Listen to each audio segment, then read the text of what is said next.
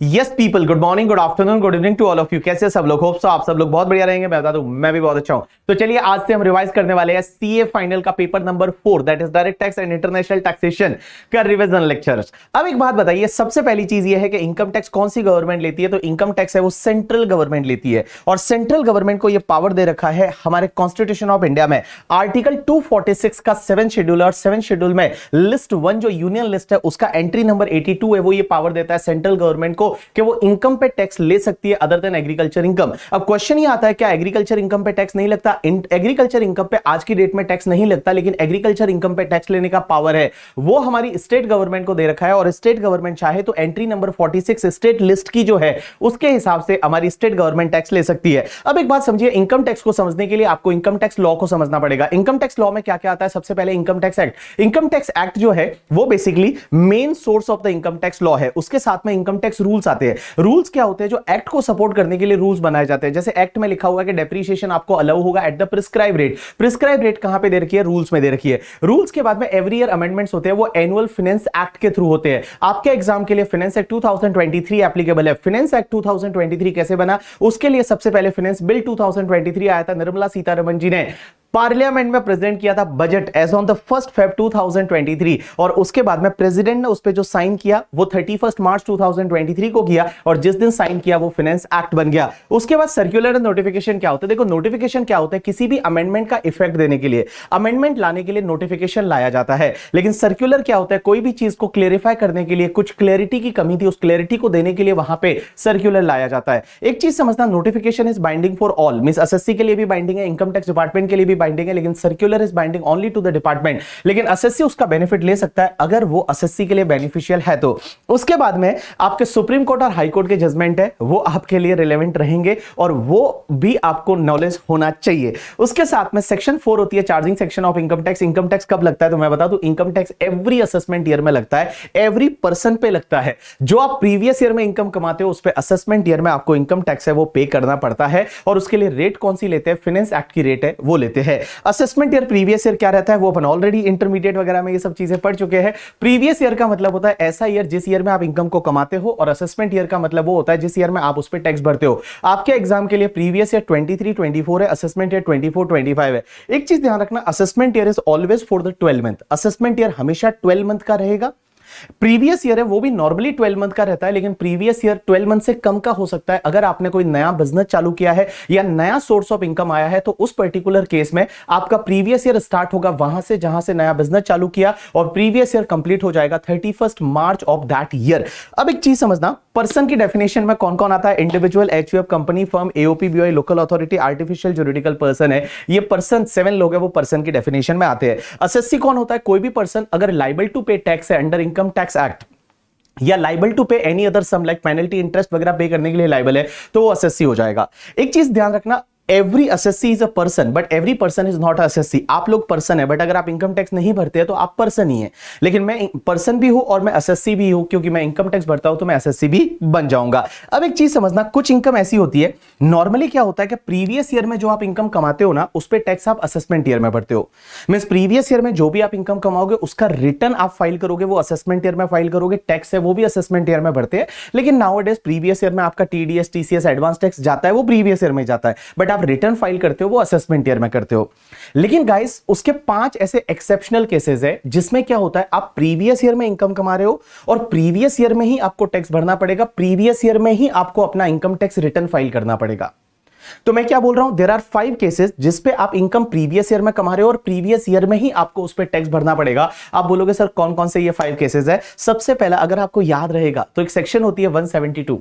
172 क्या बोलती है कि अगर कोई भी नॉन रेजिडेंट पर्सन है, नॉन रेजिडेंट है, और वो इंडियन पोर्ट पे अपनी शिप लेके आता है, इंडियन पोर्ट पे जब वो शिप आती है, ठीक है, तो शिप को इंडियन पोर्ट से जब वो इंडियन पोर्ट छोड़ के जाता है ना, तो इंडियन पोर्ट से जैसे ही वो छोड़ के जाएगा उससे पहले पहले उसको इंडिया में टैक्स भरना पड़ेगा, अपना रिटर्न फाइल करना पड़ेगा प्रीवियस ईयर में ही।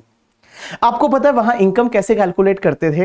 तो इनकम कैलकुलेट करने के लिए आपको क्या करना है, इंडियन पोर्ट से जितना भी गुड्स है, पैसेंजर है, वो लोड हुआ है, उसका जो टोटल अमाउंट होता है उसका 7.5% आप इनकम ले लीजिए, उस पर 40% की रेट से टैक्स कैलकुलेट कर लीजिए, और अगर सरचार्ज लगता है तो ऐड कर दीजिए, health and education cess add कर दीजिए, इतना आपको टैक्स इंडिया में पे करके जाना पड़ेगा। That is the section 172।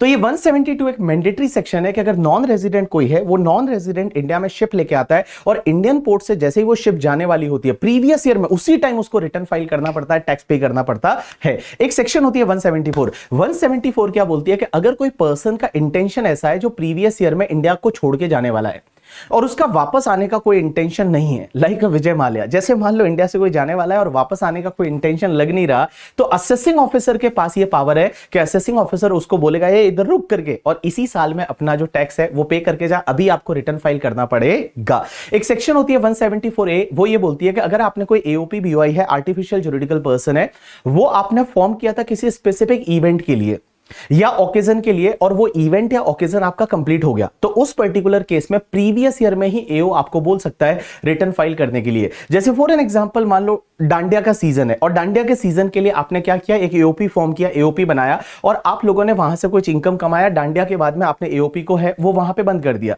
तो एओपी खत्म कर दिया, तो उस पर्टिकुलर केस में क्या होगा कि एओ जो है वो आपको प्रीवियस ईयर में ही बोलेगा अपना रिटर्न फाइल करना है। एक सेक्शन होती है 175। 175 क्या बोलती है कि अगर एओ को ऐसा लगता है कि कोई भी पर्सन इंडिया छोड़ के कोई भी पर्सन जो है वो अपनी असेट को ट्रांसफर करने वाला है प्रीवियस ईयर में, और प्रीवियस ईयर में ट्रांसफर करने वाला है जिससे कि वो टैक्स ना भरे। फॉर एन एग्जांपल, मैं एक एग्जांपल लेता हूं कि कोई पर्सन है, जब उसको लग रहा है कि वो इंसॉल्वेंट होने वाला है, अगर वो लग रहा है कि उसको इंसॉल्वेंट होने वाला है, तो वो क्या करेगा, इंसॉल्वेंट होने से पहले पहले अपनी कुछ जो असेट है वो अपनी किसी रिलेटिव या नॉन रिलेटिव को वगैरह ट्रांसफर कर देगा और उसके बाद वो इंसॉल्वेंट हो जाएगा।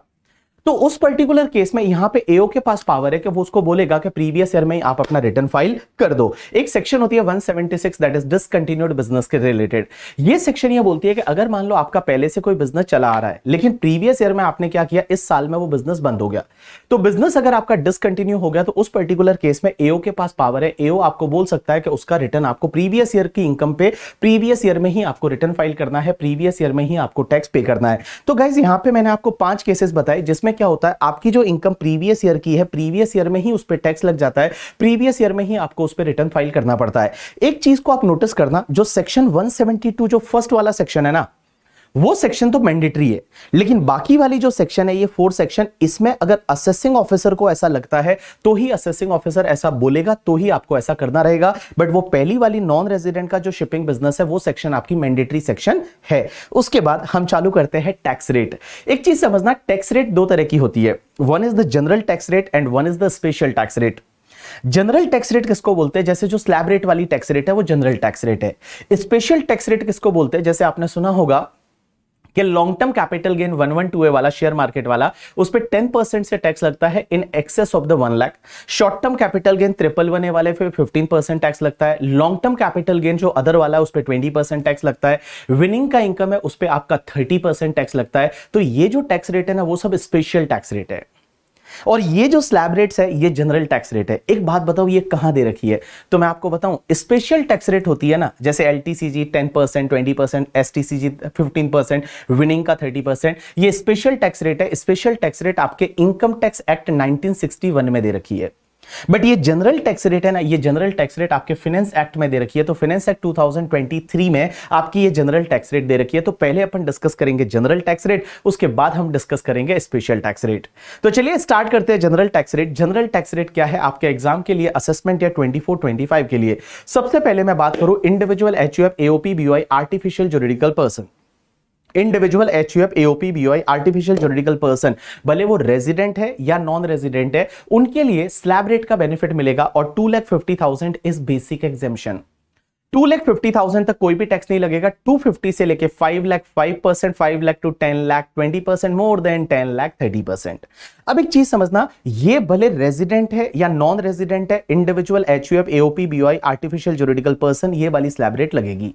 लेकिन एक चीज ध्यान रखना, अगर कोई सीनियर सिटीजन है, सीनियर सिटीजन का मतलब होता है कि कोई रेजिडेंट इंडिविजुअल है जिसका एज 60 ईयर्स और मोर हो गया है in your previous year, but less than 80 years है। मैंने क्या बोला? सीनियर सिटीजन का मतलब होता है कोई भी ऐसा रेजिडेंट इंडिविजुअल है।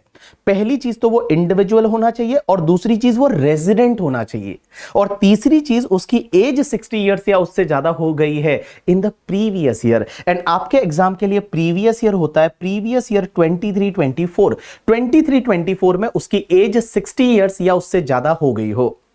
एक बात समझना, यहां पे वर्ड यूज हुआ है रेजिडेंट, तो एक चीज ध्यान रखना, आप लोग अगर कोई भी पर्सन है वो नॉन रेजिडेंट है और उसका एज 72 इयर्स है, तो भी वो सीनियर सिटीजन नहीं है। बिकॉज सीनियर सिटीजन होने के लिए person should be the resident individual age 60 years और more in the previous year. तो उसके लिए बेसिक एग्जामिशन कितना रहेगा? 3 lakh is a basic exemption. 3 lakh to 5 lakh, 5%, 5 lakh to 10 lakh, 20% more than 10 lakh, 30%। लेकिन इसमें एक चीज ध्यान रखना, मैं आपको क्या बोल रहा हूं कि कोई भी ऐसा रेजिडेंट इंडिविजुअल है जिसका एज 60 इयर्स और मोर हो गया है इन द प्रीवियस ईयर 23-24, तो वो सीनियर सिटीजन है। लेकिन एक चीज ध्यान रखना, अगर कोई पर्सन अपना 60th बर्थडे सेलिब्रेट कर रहा है और वो 60th बर्थडे सेलिब्रेट कर रहा है 1 अप्रैल 2024 को, मींस अपने प्रीवियस ईयर के बाद में 1 अप्रैल 2024 को अपना 60th बर्थडे सेलिब्रेट कर रहा है, तो भी यह मान लिया जाएगा कि that person has completed his age of 60 years on 31 March 2024। And इस ईयर में प्रीवियस ईयर 23-24 में वो हायर बेसिक एग्जामिशन 3 लाख का बेनिफिट ले सकता है। तो मैंने क्या बोला कि अगर कोई इंडिविजुअल अपना 60th बर्थडे सेलिब्रेट कर रहा है एज ऑन द 1 अप्रैल 2024, तो भी यह माना जाएगा कि he has completed the age of the 60 years on 31 March 2024 and previous year 23-24 की इनकम के लिए वो हायर बेसिक एग्जामिशन 3 लाख का बेनिफिट ले सकता है। अब एक चीज समझना, अगर कोई सुपर सीनियर सिटीजन है, सुपर सीनियर सिटीजन का मतलब होता है कि resident individual attain the age of the 80 years or more in the previous year, उसके लिए 5 लाख का बेसिक एग्जामिशन है। 5 लाख तक कोई भी टैक्स नहीं लगेगा। 5 lakh to 10 lakh 20%, more than 10 lakh 30%। Means यहां पे 20% एंड 30% का स्लैब रेट है, यहां पे 5% वाला स्लैब रेट नहीं है। एक और चीज समझना, इसमें भी सेम फंडा लगेगा कि कोई भी ऐसा इंडिविजुअल है जो अपना 80th बर्थडे 80 वाला जो बर्थडे होता है 80 वाला, वो सेलिब्रेट कर रहा है 1 अप्रैल 2024 को, तो भी ये मान लिया जाएगा कि उसने 31 मार्च 2024 को 80 इयर्स का एज कंप्लीट कर दिया है और करंट ईयर में उसको हायर बेसिक एग्जामिशन 5 लाख का बेनिफिट है वो मिल जाएगा। चलिए, ये तो हो गई आपकी जनरल टैक्स रेट। अब एक बात समझना, यहां individual HUF AOP BOI artificial juridical person के केस में ये आपकी टैक्स रेट हो गई, बट क्वेश्चन ये आता है क्या सरचार्ज भी लगेगा? यानी आंसर इज यस। सरचार्ज क्या होता है कि जब आप ज्यादा इनकम कमाते हो तो आपको ज्यादा टैक्स भरना पड़ता है, that is called surcharge. Surcharge depend करेगा आपकी टोटल इनकम पे कि आपकी टोटल इनकम जो है वो टोटल इनकम कितनी है। अब एक चीज ध्यान रखना, आपकी टोटल इनकम जो है ना वो अप टू 50 लाख है। अगर मान लो आपकी टोटल इनकम 50 लाख तक ही है तो आपको कोई भी सरचार्ज नहीं लगेगा। आपकी जो टोटल इनकम है वो मान लो मोर देन 50 लाख है, लेकिन 50 लाख से लेके और 1 करोड़ तक है, तो आपको सरचार्ज है वो 10% की रेट से लगेगा। लेकिन ये 10% किस पे ऐड करना है? टैक्स पे ऐड करना है। जो भी आपका टैक्स आएगा उस टैक्स में आप 10% ऐड कर लीजिए। अगर आपकी टोटल इनकम 50 लाख से ज्यादा है, अप टू 1 करोड़ है। If your total income is more than 1 crore up to 2 crore है, तो आपको सरचार्ज ऐड करना है 15%। If your total income is more than 2 crore up to 5 crore है, तो आपको सरचार्ज ऐड करना है 25%। And if your total income is more than 5 crore तो आपको सरचार्ज ऐड करना है 37%। तो मैंने क्या बोला, समझने की कोशिश करना। सरचार्ज डिपेंड करेगा आपके टोटल इनकम पे कि आपकी टोटल इनकम कितनी है। If your total income is up to 50 lakh rupees, there is no surcharge. If your total income is more than 50 lakh up to 1 crore, 10% surcharge add करिए टैक्स पे। If your total income is more than 1 crore up to 2 crore तो 15% surcharge add करिए। If your total income is more than 2 crore up to 5 crore तो 25% surcharge add करिए। And if your total income is more than 5 crore तो आपको 37% की rate से surcharge add करना है। सरचार्ज किस पे लगेगा मैं वापस बोल रहा हूं, पहले आप टैक्स कैलकुलेट कर दीजिए और उस टैक्स पे आपको ये सरचार्ज जो है अगर एप्लीकेबल है तो आप सरचार्ज है वो उस पे ऐड करेंगे। लेकिन यहां पे एक चीज ध्यान रखना, लॉ मेकर्स बोलते हैं कि ये जो 4 तरह की इनकम ऐसी होती है, 4 टाइप ऑफ इनकम, कौन कौन सी? एक तो LTCG 112A वाला, LTCG 112A is basically share market पे लॉन्ग टर्म कैपिटल गेन। एक तुम्हारा होता है STCG 111A वाला, STCG 111A वाला शेयर मार्केट पे शॉर्ट टर्म कैपिटल गेन। एक तुम्हारा डिविडेंड का इनकम, बिकॉज शेयर पे आपको डिविडेंड मिलता है, एंड एक तुम्हारा नॉर्मल वाला लॉन्ग टर्म कैपिटल गेन 112 वाला। ये बेटा 4 तरह की इनकम ऐसी है जो स्पेशल इनकम मानी जाती है। ये स्पेशल इनकम जो है ना, ये कितनी भी हो, इन स्पेशल इनकम पे आपको मैक्सिमम सरचार्ज है वो 15% लगेगा। मींस इन इनकम पे जो टैक्स आएगा उस पे मैक्सिमम सरचार्ज आपका 15% लगेगा। मींस 25% एंड 37% सरचार्ज नहीं लगेगा इन इनकम के टैक्स पे। वापस बोल रहा हूं, समझने की कोशिश करना। जो भी तुम्हारा लॉन्ग टर्म कैपिटल गेन 112 है, short term capital gain 111A वाला है, एंड डिविडेंड है, इन तीनों को आप शेयर मार्केट से याद रख सकते हो कि शेयर मार्केट वाला long term capital gain, share market वाला short term capital gain, and share market से डिविडेंड मिलता है वो।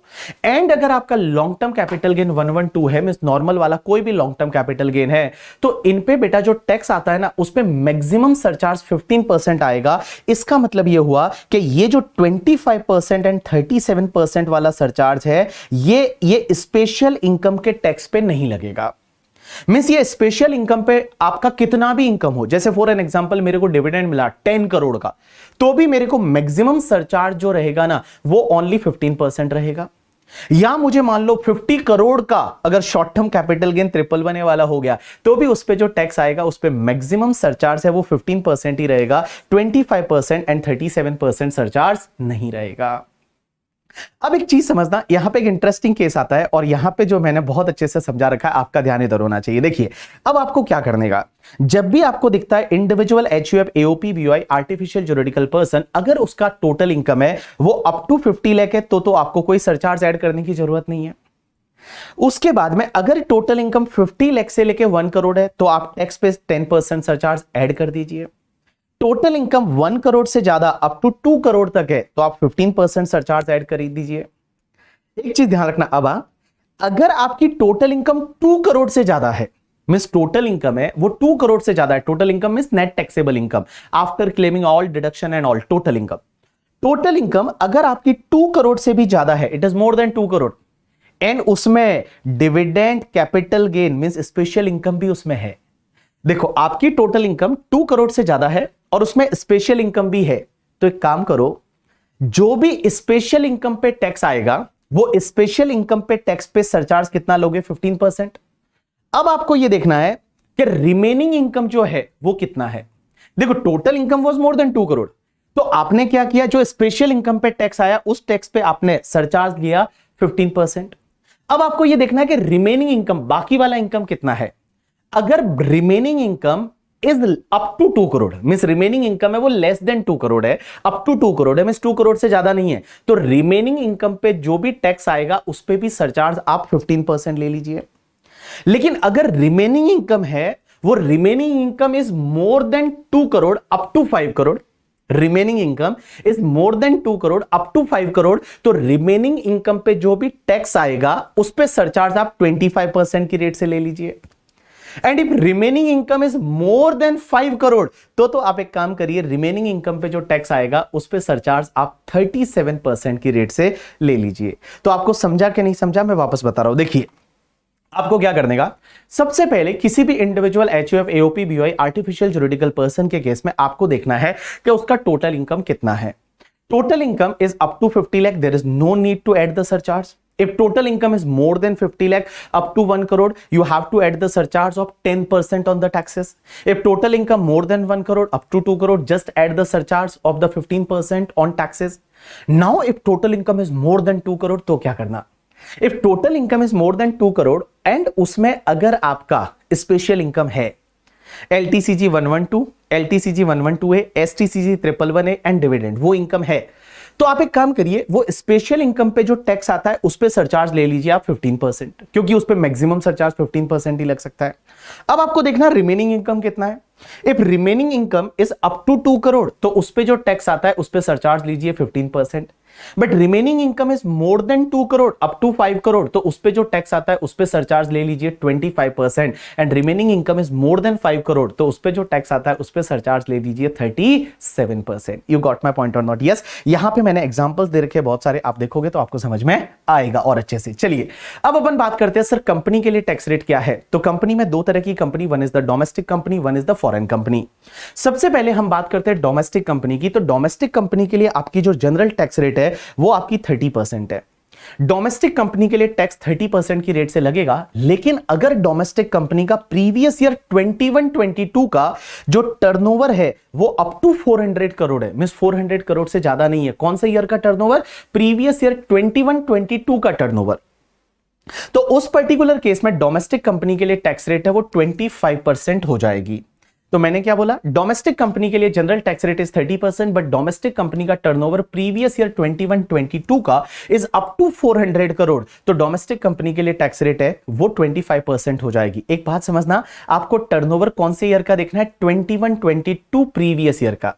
आप टैक्स कैलकुलेट कर रहे हैं प्रीवियस ईयर 23-24 की इनकम पे, बट आपको टर्नओवर 21-22 का देखना है। And 21-22 turnover is up to 400 crore तो टैक्स रेट है वो आपकी 25% हो जाएगी। इसका लॉजिक मैं आपको regular class, fast track classes में ऑलरेडी बता चुका हूं। अब एक बात समझना, फॉरेन कंपनी जो होती है उसके लिए टैक्स रेट है वो 40% है। लेकिन सर एक बात बताइए, क्या कंपनीज के लिए भी सरचार्ज लगता है? Answer is yes. कंपनीज के केस में सरचार्ज लगेगा अगर आपका टोटल इनकम है वो 1 करोड़ से ज्यादा है।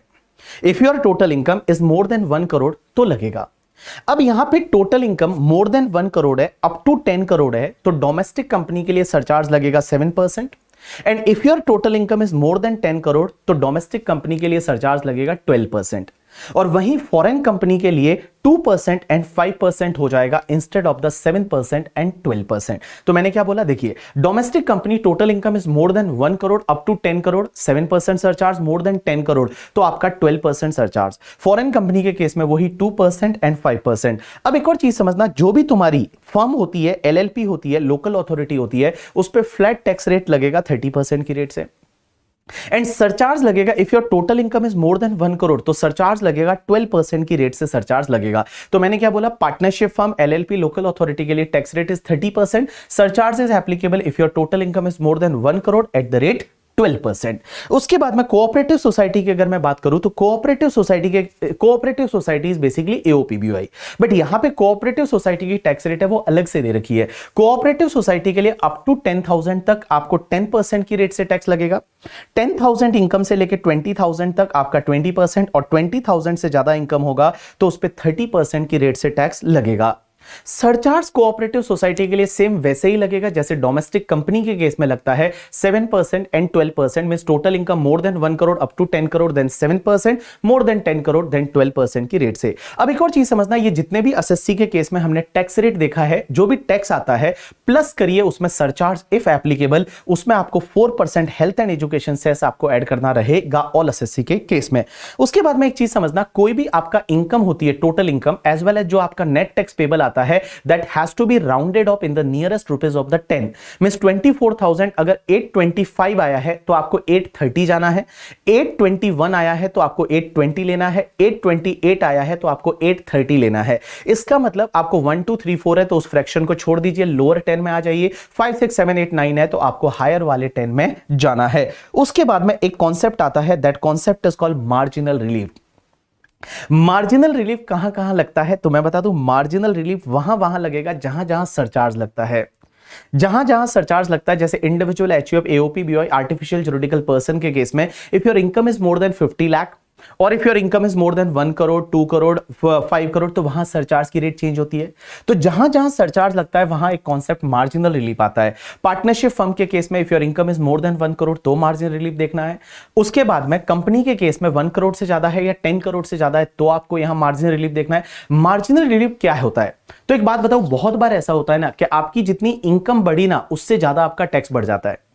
Many time your tax increase is higher as compared to your increase in the income। मतलब जितना इनकम में इंक्रीज हुआ उससे ज्यादा आपके टैक्स में इंक्रीज हो जाता है, तो वहां पे गवर्नमेंट आपको मार्जिनल रिलीफ देती है। आप बोलोगे ये मार्जिनल रिलीफ की कोई सेक्शन है क्या? Answer is no. ये आपका फाइनेंस एक्ट आता है, उस फाइनेंस एक्ट में एक प्रोवाइजो के फॉर्म में लिखा होता है, तो इसकी कोई सेपरेट सेक्शन नहीं है। अब ये मार्जिनल रिलीफ कैसे मिलती है? तो देखो अपन एक एग्जांपल लेते हैं, एग्जांपल से समझने की कोशिश करते हैं। जैसे मान लो एक कंपनी है that is Shri limited, Indian company है, उसका इनकम 1 करोड़ 1 लाख है और उस पर जो टैक्स रेट है वो 30% है। अब टैक्स रेट 30% है, तो एक बात बताओ, 1 करोड़ 1 लाख पे आपने टैक्स निकाला 30%, 30 लाख 30,000 आया। सरचार्ज लगेगा यानी आंसर इज यस 7% लगेगा, because income is more than 1 crore. So income 1 crore से ज्यादा है तो यहां पे 7% सरचार्ज लगेगा। 7% सरचार्ज आया 2,12,100, 30 लाख 30,000 प्लस 7%, तो टोटल हो गया 32,42,100। अब एक बात बताओ, यहां पे कंपनी ये बोलती है कि हमारी इनकम 1 करोड़ 1 लाख है, तो हमारा टैक्स आ रहा है 32,42,100 due to the surcharge. Company बोलती है कि हमसे गलती हो गई कि हमने 1 करोड़ 1 लाख कमाया। अगर हमने 1 करोड़ ही अर्न किया होता तो हमारा टैक्स कितना होता? 30 लाख होता। अगर हमने 1 करोड़ ही अर्न किया होता तो हमारा टैक्स कितना होता? 30 लाख होता। हमने गलती कर दी कि 1 लाख ज्यादा अर्न कर लिया। अगर जो 1 लाख हमने ज्यादा अर्न किया है ना, वो आप ही रख लो, निर्मला सीतारमण जी, मोदी जी आप ही रख लो। अगर वो आप ही ले लेते हो 1 लाख रुपए, हमको नहीं चाहिए, तो भी 31 लाख होता है ना, और आप यहां पे 32,42,100 ले रहे हैं, ये तो गलत है ना। बिकॉज आप देखोगे कि यहां पे 1 करोड़ से ऊपर आपके इनकम में इंक्रीमेंट कितना हुआ, तो इनकम में इंक्रीमेंट हुआ वो 1 लाख का हुआ, एंड गाइस उसकी वजह से आपके टैक्स में इंक्रीमेंट कितना हुआ? 2,42,100 का हुआ। Means income is increased by only 1 lakh, but due to surcharge, tax is increased by 2,42,100. Nirmala Sitharaman जी बोलती है डोंट वरी अबाउट दैट, इसका जो डिफरेंस आएगा मींस 1,42,100 का, हम आपको मार्जिनल रिलीफ दे देंगे और हम आपसे सिर्फ 31 लाख का टैक्स है वो कलेक्ट करेंगे, ना कि 32,42,100। अब आपको एग्जाम में क्या करना है ध्यान रखना। सबसे पहले जब भी आपकी income little bit more than individual HUF AOP भी आर्टिफिशियल जुरिडिकल पर्सन के केस में little bit more than 50 lakh है, या little bit more than 1 crore है, 2 करोड़ है, 5 करोड़ है। कंपनीज के केस में little bit more than 1 crore 10 crore है। पार्टनरशिप फर्म के केस में little bit more than 1 crore है। तो आपको चेक करना रहेगा। आप क्या करोगे, जैसे जो इनकम आती है उस इनकम पे पहले आप टैक्स कैलकुलेट कर दीजिए, उस पे आप सरचार्ज ऐड कर दीजिए, और सरचार्ज ऐड करने के बाद आप यहां पे ऐसा लिखेंगे कि जो भी ये अमाउंट है 32,42,100, this amount is restricted to, ये रेस्ट्रिक्ट करेगा, किससे रेस्ट्रिक्ट करेगा कि टैक्स ऑन 1 करोड़। आपका 1 करोड़ ही इनकम होता तो कितना टैक्स आता, और प्लस कर दीजिए 1 करोड़ के ऊपर वाला जितना भी इनकम है वो as it is Nirmala Sitharaman ji को दे दीजिए। मिस इसमें आपको प्लस करना है एनटीआई माइनस 1 करोड़, तो यहां पे 1 लाख आया, ये 31 लाख आया। अब एक बात बताओ, मैं बोल रहा हूं 32,42,100 है, ये रेस्ट्रिक्ट करेगा 31 लाख से, इसका मतलब विच एवर इज लोअर वाला कंटिन्यू कर दीजिए, और विच एवर इज लोअर वाला कंटिन्यू करेंगे तो ऑटोमेटिकली आपको मार्जिनल रिलीफ का अमाउंट मिल जाएगा, और उसके बाद में आप हेल्थ एंड एजुकेशन सेस है वो आप ऐड कर दीजिए। अब क्वेश्चन ये आता है क्या मार्जिनल रिलीफ सिर्फ कंपनीज के केस में आएगा? नहीं बाबू, मार्जिनल रिलीफ है वो हर जगह लगेगा जहां जहां सरचार्ज लगता है और income is little bit more than 50 lakh है, जैसे individual HUF AOP BY artificial juridical person के केस में, या little bit more than 1 crore है, क्योंकि 1 करोड़ पे क्या होता है, सरचार्ज की रेट चेंज हो जाती है ना, 10% से 15 हो जाती है, या little bit more than 2 crore है तो वहां 25% हो जाती है, little bit more than 5 crore है तो 37% हो जाती है, या कंपनीज के केस में little bit more than 1 crore है तो वहां पे सरचार्ज लगता है 7%, 10 करोड़ से ज्यादा है तो वहां पे क्या हो जाता है, आपका रेट है वो चेंज हो जाती है, 12% सरचार्ज की रेट हो जाती है, तो वहां पे आपको चेक करना पड़ेगा। जब आप दूसरा एग्जांपल देखेंगे तो दूसरा एग्जांपल में मैंने लिया है कि एक डोमेस्टिक कंपनी ऐसी है जिस पे टैक्स रेट 25% है और उसकी इनकम 10 करोड़ 2,30,000 है। तो देखिए little bit more than 10 crore है ना, तो पहले आप टैक्स निकाल दीजिए, उसमें सरचार्ज कितना होता है 12%, वो आप ऐड कर दीजिए, फिर आप लिखिए this amount is restricted to tax on 10 crore. अगर 10 करोड़ ही इनकम होता तो कितना टैक्स लगता, प्लस क्या करिए, जो 10 करोड़ के ऊपर वाला इनकम है वो एज इट इज गवर्नमेंट को दे दीजिए। तो एनटीआई माइनस 10 करोड़। लेकिन यहां पे एक चीज ध्यान रखना, अगर आप 10 करोड़ पे जब आप टैक्स निकालोगे ना, तो यहां 10 करोड़ पे जो टैक्स आएगा वो 2.5 करोड़ आएगा, बट 10 करोड़ पे सरचार्ज तो लगेगा ना 7%, तो 7% आप सरचार्ज इसमें ऐड कर दीजिए और प्लस 10 करोड़ से ऊपर वाला जितना इनकम है वो as it is Nirmala Sitharaman ji को दे दीजिए। विच एवर इज लोअर है वो कंटिन्यू कर दीजिए, तो ऑटोमेटिकली आपको मार्जिनल रिलीफ का अमाउंट है वो आपको मिल जाएगा। यू गॉट माई पॉइंट और नॉट? यस, यहां पे मैंने सफिशिएंट एग्जांपल दे रखे हैं, मैंने 3 एग्जांपल सॉल्व करके दे रखे हैं, 2 एग्जांपल आपके लिए सॉल्व करने के लिए रखे हैं। अब आप देखोगे तो आपको समझ में आ जाएगा। अब एक चीज समझना, एक सेक्शन होती है 87A की रिबेट, और ये 87A की रिबेट है, इसमें कुछ अमेंडमेंट है 115 BAC के साथ में, वो अपन डिस्कस करेंगे। बट मैं बता दूं 87A की रिबेट क्या बोलती है कि अगर कोई भी रेजिडेंट इंडिविजुअल है, रेजिडेंट इंडिविजुअल, एंड उसका जो टोटल इनकम है वो अप टू 5 लाख है, मींस 5 लाख से ज्यादा नहीं है, तो उस पे टैक्स कितना आएगा? उस पे जो टैक्स आएगा ना, उस टैक्स में से यहां रिबेट मिलेगा। रिबेट कितना मिलेगा? 100% ऑफ द टैक्सेस और 12,500 विच एवर इज लोअर वाला रिबेट मिलेगा। जैसे मैं एक एग्जांपल लेता हूं, कोई एसएससी ऐसा है जिसका टोटल इनकम 4,40,000 है, इंडिविजुअल है, रेजिडेंट इंडिविजुअल है, 4,40,000 है, तो 4,40,000 पे जब आप टैक्स निकालोगे तो अप टू 2,50,000 तक कोई भी टैक्स नहीं आएगा। अब 4,40,000 माइनस 2,50,000 रिमेनिंग इज 1,90,000 पे 5% की रेट से टैक्स आएगा 9,500। आपको रिबेट कितना मिलेगा? जो टैक्स का अमाउंट है दैट इज 9,500 और 12,500 whichever is lower comes to the आपका 9,500, तो 9,500 का पूरा रिबेट मिल जाएगा, उस पर कोई भी टैक्स नहीं लगेगा। इसके लिए हम बोलते हैं कि अगर आपकी इनकम अप टू 5 लाख है ना, तो उस पर कोई भी टैक्स नहीं आता due to this particular rebate. But ये ध्यान रखना, ये रिबेट सिर्फ रेजिडेंट इंडिविजुअल को मिलती है। आपकी total income up to 5 lakh होना चाहिए, तो रिबेट कितना मिलेगा? 100% ऑफ द टैक्सेस और 12,500 विच एवर इज लोअर। एक और चीज ध्यान रखना कि सर यहां पे कौन से टाइप की इनकम है तो ये रिबेट नहीं मिलेगी। मैं बताऊं, यहां पे किसी भी टाइप की इनकम है, भले लॉन्ग टर्म कैपिटल गेन 112 वाला है, normal long term capital gain, short term capital gain 111 share market वाला है, विनिंग का इनकम है, ऑल टाइप ऑफ इनकम के सामने ये रिबेट मिलती है, लेकिन एक इनकम के सामने नहीं मिलती, और वो इनकम है LTCG 112A। जो LTCG 112A mean share market से जो तुम्हारा लॉन्ग टर्म कैपिटल गेन होता है ना, शेयर मार्केट वाला, उसके उस इनकम पे टैक्स जो आएगा उसके सामने ये रिबेट नहीं मिलती। बाकी any other type of the income है उसके सामने ये रिबेट मिल जाएगी, कोई दिक्कत नहीं है। अब एक और चीज समझना, यहां पे अगर आपकी इनकम 5 लाख से ज्यादा हुई तो ये रिबेट नहीं मिलेगी। जैसे एग्जांपल के लिए आपकी इनकम 5,07,000 है, तो जब 5,07,000 है तो ये रिबेट नहीं मिलेगा। 5,07,000 पे आप टैक्स कैलकुलेट करिए, 13,900 आया, ये रिबेट नहीं मिलेगा, और आपको health and education cess add करके आपको इतना टैक्स पे करना पड़ेगा। तो देखिए यहां 5 लाख के ऊपर जो आपका इनकम है दैट इज ओनली 7,000, और उसकी वजह से आपका टैक्स कितना आ रहा है? 14,456 आ रहा है। तो क्या यहां पे कोई ऐसा मार्जिनल रिलीफ वाला कॉन्सेप्ट है? Answer is no.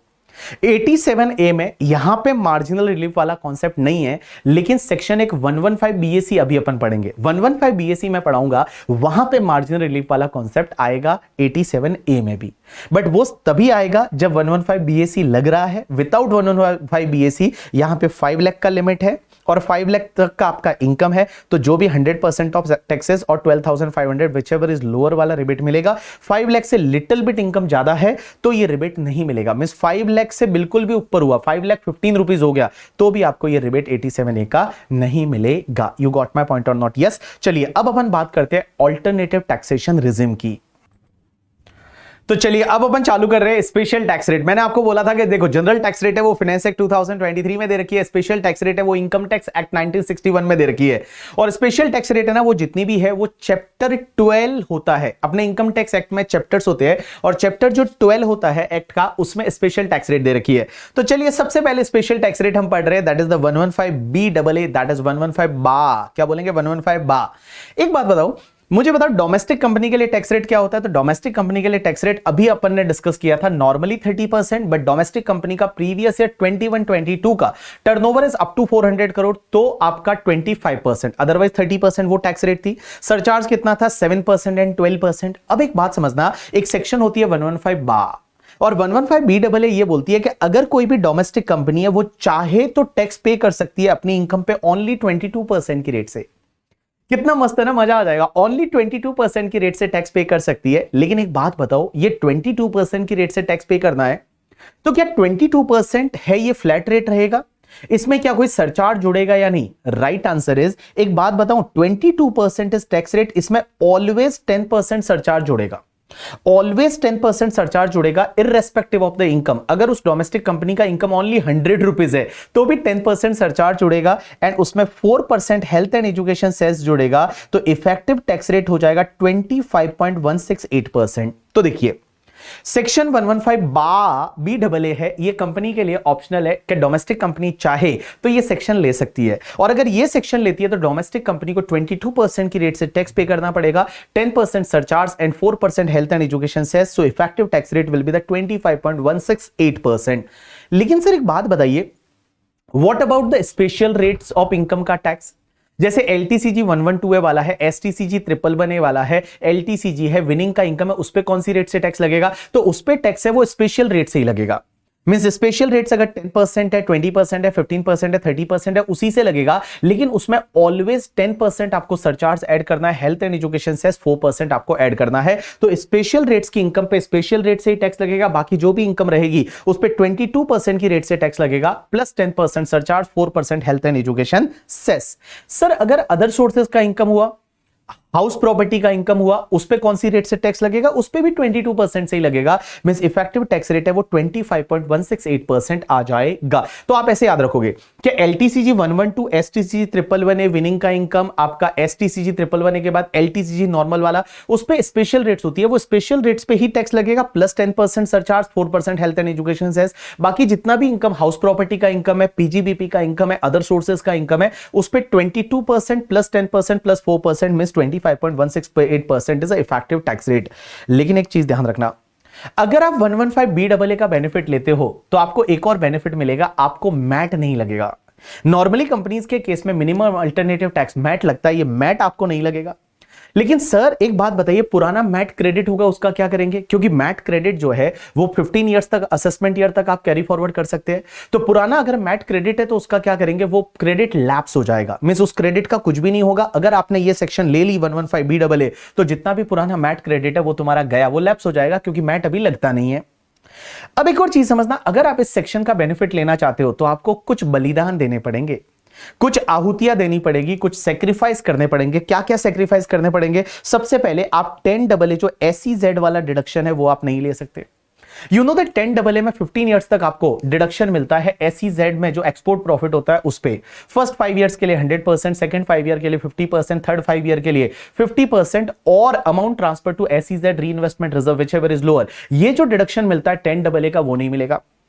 उसके बाद में आप एडिशनल डेप्रीशिएशन PGBP में नहीं ले सकते। PGBP में जो मैन्युफैक्चरिंग बिजनेस होता है उस पे एडिशनल डेप्रीशिएशन मिलता है, वो एडिशनल डेप्रीशिएशन आप नहीं ले सकते। उसके बाद में जो सेक्शन 33AB एंड 33ABA का जो डिडक्शन मिलता है, 33AB is a tea coffee rubber development board and 33ABA is a site restoration account. अगर आप प्रोडक्शन वगैरह में, मिनरल्स वगैरह के प्रोडक्शन में हो तो जो नाबार्ड में पैसा जमा कराते हैं उस पे जो डिडक्शन 33AB का मिलता है वो आपको नहीं मिलेगा, ABA का नहीं मिलेगा। उसके बाद guys section 3512, 3512A, 3513, 352AA and 352AB है, इसका डिडक्शन नहीं मिलेगा। ये क्या होता है? साइंटिफिक रिसर्च में डोनेशन के डिडक्शन। जब आप साइंटिफिक रिसर्च में आप डोनेशन देते हो, वो डोनेशन के जो डिडक्शन है वो नहीं मिलेंगे। 3512 में क्या होता है? अगर आप कोई भी research association, institute, college, university को आप साइंटिफिक रिसर्च के लिए देते हो, या 3 में क्या होता है? सोशल स्टैटिस्टिकल रिसर्च के लिए देते हो। 352AA में क्या होता है? इंडियन कंपनी को साइंटिफिक रिसर्च के लिए देते हो। 352AA में क्या होता है कि IIT नेशनल लेबोरेटरी को आप डोनेशन देते हो। तो आप ये ध्यान रखिए कि जो भी साइंटिफिक रिसर्च में हमने जो डोनेशन वाली डिडक्शन पढ़ी थी ना, वो नहीं मिलेगी। लेकिन अगर आप इन हाउस रिसर्च करते हो तो 3511 एंड 3514 में रेवेन्यू एंड कैपिटल एक्सपेंडिचर पे 100% डिडक्शन मिलता है, वो मिलेगा, वो कंटिन्यू रहेगा, even you are opting the section 115 अगर आप 115 ले रहे हो तो भी साइंटिफिक रिसर्च में जो इन हाउस रिसर्च की जो डिडक्शन है, जो आप अपने बिजनेस के लिए, रिसर्च के लिए खर्चा करोगे 3511 में और 3514 में 100%, वो आपको मिलेगा, वो कंटिन्यू रहेगा। सिर्फ डोनेशन वाली डिडक्शन है वो आपको नहीं मिलेगी। आप इसको ऐसे याद रखिए कि साइंटिफिक रिसर्च में जो डोनेशन वाली डिडक्शन है वो आपको नहीं मिलेगी। उसके बाद 35 एडी की डिडक्शन आपको नहीं मिलेगी। 35 एडी वो 14 specified business, cold chain facility, warehousing for agriculture produce and all, hospital, hotel and वो नहीं मिलेगा। 35 सीसीसी, 35 सीसीडी नहीं मिलेगा। 35 सीसीसी सीसीडी होता है agriculture extension project and skill development project पे 100% डिडक्शन मिलता है, वो नहीं मिलेगा।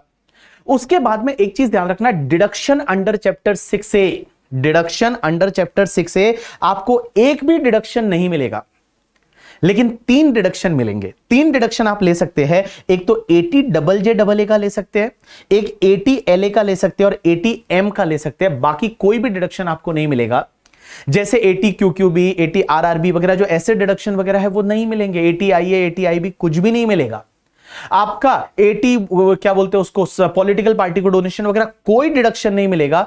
3 डिडक्शन ले सकते हैं। एक तो 80 डबल जे डबल ए ले सकते हैं। 80 डबल जे डबल ए को कैसे याद रखते हैं, जा मत आ।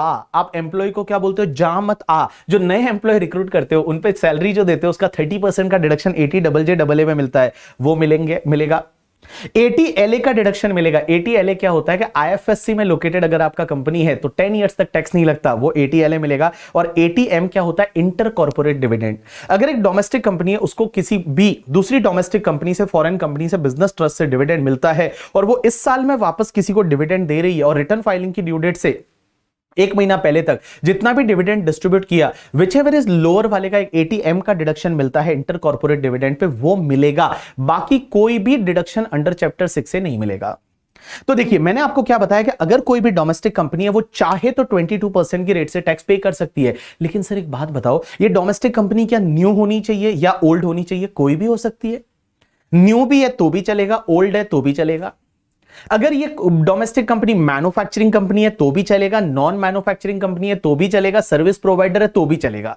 अगर डोमेस्टिक कंपनी चाहे तो 22% की रेट से टैक्स पे कर सकती है। 22% plus 10% plus 4%, so effectively it will be the 25.168%। Special rates पे इनकम स्पेशल रेट से ही लगेगा, बट 10% सरचार्ज लगेगा, 4% हेल्थ एंड एजुकेशन सेस लगेगा। कंपनी को क्या क्या छोड़ना पड़ेगा, तो कंपनी को सरेंडर करना पड़ेगा। 10 AA का डिडक्शन नहीं मिलेगा, एडिशनल डेप्रिसिएशन नहीं मिलेगा, 33 AB ABA नहीं मिलेगा, साइंटिफिक रिसर्च में डोनेशन वाली डिडक्शन नहीं मिलेगी, 35 AD नहीं मिलेगा, 35 CCC CCD नहीं मिलेगा, एनी डिडक्शन अंडर चैप्टर 6 से नहीं मिलेगा, बट 3 डिडक्शन मिलेंगे। कौन से? एक तो 80 डबल जे डबल ए, जा मत आ। एम्प्लॉय को आप क्या करते हो, नए एम्प्लॉय को रिक्रूट करते हो, ठीक है। उसके बाद 80 LA मिलेगा, 80 M मिलेगा। एक और चीज समझना, लॉ मेकर्स बोलते हैं कि इन डिडक्शन की वजह से अगर कोई पुराना ब्रॉट फॉरवर्ड लॉस है या अनएब्सॉर्ब डेप्रिसिएशन है तो उसको आप सेट ऑफ नहीं कर सकते, वो लैप्स हो जाएगा। जैसे मान लो पुराना तुम्हारा कोई लॉस है स्पेसिफाइड बिजनेस से रिलेटेड, या पुराना अनएब्सॉर्ब डेप्रिसिएशन में एडिशनल डेप्रिसिएशन है, तो वो आपको इग्नोर करना पड़ेगा, उसको अब आप सेट ऑफ नहीं कर सकते करके, ठीक है। तो मैंने क्या बोला, इन डिडक्शन की वजह से अगर कोई पुराना तुम्हारा लॉस या अनएब्सॉर्ब डेप्रिसिएशन है तो वो लैप्स हो जाएगा, उसको अब आप सेट ऑफ कैरी फॉरवर्ड नहीं कर सकते। अब एक और चीज समझना, अगर आपको इस सेक्शन का बेनिफिट लेना है तो आपको क्या करना पड़ेगा, रिटर्न फाइलिंग की ड्यू डेट से पहले पहले, जो आपकी रिटर्न फाइलिंग की ड्यू डेट होती है, रिटर्न फाइलिंग की ड्यू डेट से पहले पहले आपको एक फॉर्म फाइल करना पड़ेगा, दैट इज 10IC फॉर्म। और 10IC फॉर्म में आपको बोलना पड़ेगा कि हम 115 BAA है उसका बेनिफिट लेना चाहते हैं। और अगर आपने एक बार इस सेक्शन का बेनिफिट ले लिया तो बेटा अगले साल से हर साल फिर ये सेक्शन लगेगी, हर साल फिर आपको 22% की रेट से ही टैक्स भरना पड़ेगा।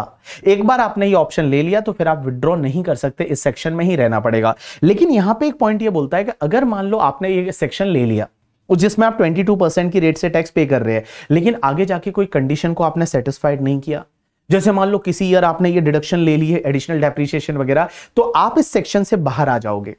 और अगर आप एक बार 115 बा से बाहर आ गए ना तो वापस आप 115 बा नहीं ले सकते, वापस फिर आप इस सेक्शन में नहीं आ सकते हैं। यू गॉट माय पॉइंट और नॉट? यस। अब एक और चीज समझना, एक सेक्शन है 115 BAB।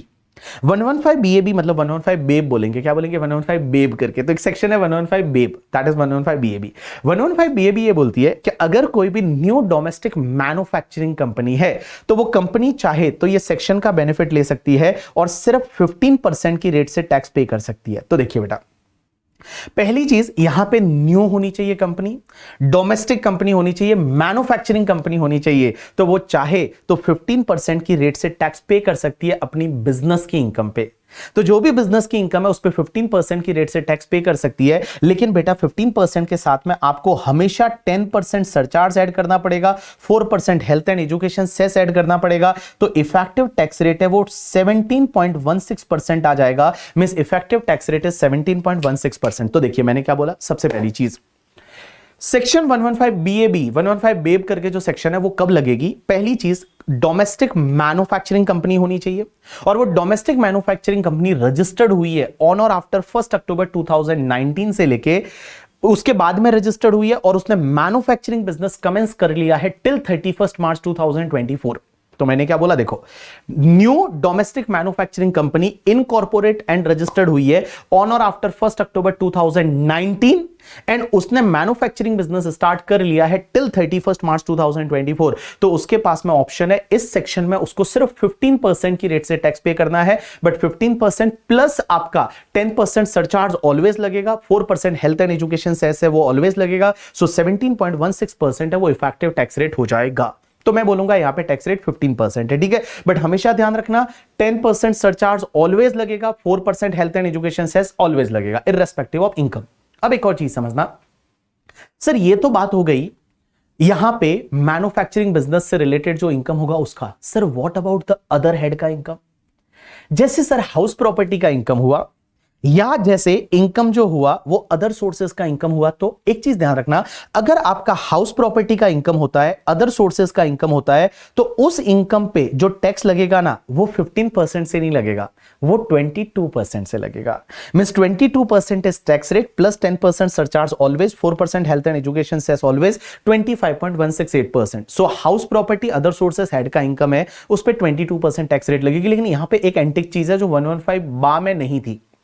यहां पे लॉ मेकर्स बोलते हैं कि जो भी आपका हाउस प्रॉपर्टी का इनकम होगा या अदर सोर्सेज का इनकम होगा वो ग्रॉस इनकम टैक्सेबल होगा। ग्रॉस इनकम टैक्सेबल होगा, इसका मतलब उसके सामने कोई भी खर्चे का डिडक्शन नहीं मिलेगा, कोई भी खर्चे का डिडक्शन नहीं मिलेगा। जो ग्रॉस इनकम है वो टैक्सेबल होगा। जैसे हाउस प्रॉपर्टी में म्युनिसिपल टैक्सेस है या 30% स्टैंडर्ड डिडक्शन या इंटरेस्ट ऑन लोन का डिडक्शन, वो नहीं मिलेगा। जो ग्रॉस हाउस प्रॉपर्टी की इनकम है वो टैक्सेबल होगी, अदर सोर्सेज की ग्रॉस इनकम है वो टैक्सेबल होगी। उसके सामने किसी भी खर्चे या अलाउंसेस का डिडक्शन वगैरह आपको नहीं मिलेगा। सर एक बात बताओ, तो आपने क्या बोला, बिजनेस की इनकम है वो 15%, हाउस प्रॉपर्टी अदर सोर्सेज की इनकम है वो आपका 22%। Sir what about the special rates का इनकम? जैसे LTCG 112, LTCG 112 ए, LTCG 112 है, LTCG 112, STCG 111 है, विनिंग का इनकम, वो सब इनकम जो है वो स्पेशल रेट की इनकम स्पेशल रेट से ही टैक्सेबल होगी, बट प्लस करना पड़ेगा 10% surcharge, 4% health and education cess. अब एक और चीज समझना, अगर आपको शॉर्ट टर्म कैपिटल गेन हो गया तो देखो शॉर्ट टर्म कैपिटल गेन अगर डेप्रीशिएबल असेट वाला है, क्योंकि एक बात बताओ, डेप्रीशिएबल असेट्स वाला शॉर्ट टर्म कैपिटल गेन है तो डेप्रीशिएशन आपने लिया होगा तो आपने बिजनेस की इनकम कम की होगी, और बिजनेस की इनकम कम की होगी तो आपने 15% की रेट से टैक्स सेव किया होगा। तो अगर आपका डेप्रीशिएबल असेट बेचते हो और उस पर शॉर्ट टर्म कैपिटल गेन हुआ तो आपको टैक्स भी 15% से ही लगेगा, 15% प्लस 10% प्लस 4%। लेकिन अगर नॉन डेप्रीशिएबल असेट पे शॉर्ट टर्म कैपिटल गेन है then it will be taxable as per 22%। तो देखिए मैंने ये सेक्शन क्या बोली, 115 बेब। 115 बेब क्या बोलती है कि अगर न्यू डोमेस्टिक मैन्युफैक्चरिंग कंपनी है जो सेटअप एंड रजिस्टर्ड हुई है 1 अक्टूबर 2019 के बाद में, मैन्युफैक्चरिंग बिजनेस स्टार्ट हुआ है till 31 March 2024, tax rate is 15%। Special rates की इनकम पे स्पेशल रेट से, हाउस प्रॉपर्टी अदर सोर्सेज की इनकम पे 22% से, short term capital gain depreciable asset वाला है तो 15% से, नॉन डेप्रीशिएबल असेट वाला है तो 22% से, और बट उसमें हमेशा ऐड करना है 10% surcharge and 4% health and education cess करके। अब एक चीज समझना, अगर आपने एक्सेस प्रॉफिट कंप्यूट किया, ये एक्सेस प्रॉफिट क्या होता है एक बात बताओ।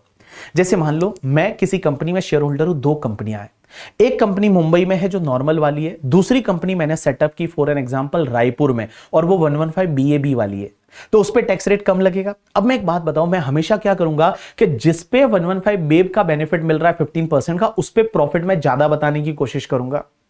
तो मैं क्या करूंगा कि जो मेरी रायपुर वाली कंपनी है जिस पे टैक्स रेट 15% लग रहा है, मैं उसमें प्रॉफिट को इन्फ्लेट करूंगा। इन्फ्लेट कैसे करूंगा, वहां से किसी गुड्स को सेल करवाऊंगा मुंबई की कंपनी में, और सेल करवाऊंगा हाई वैल्यू पे, बिलिंग को चेंज करूंगा, जिससे क्या होगा, वहां टैक्स रेट ज्यादा लगेगा, टैक्स रेट है वो कम लगता है, वहां इनकम ज्यादा आएगी, टैक्स कम लगेगा, लेकिन मुंबई में टैक्स सेव होगा क्योंकि मुंबई की कंपनी 25-30% टैक्स पे कर रही है और वो सिर्फ 15% पे कर रही है रायपुर वाली।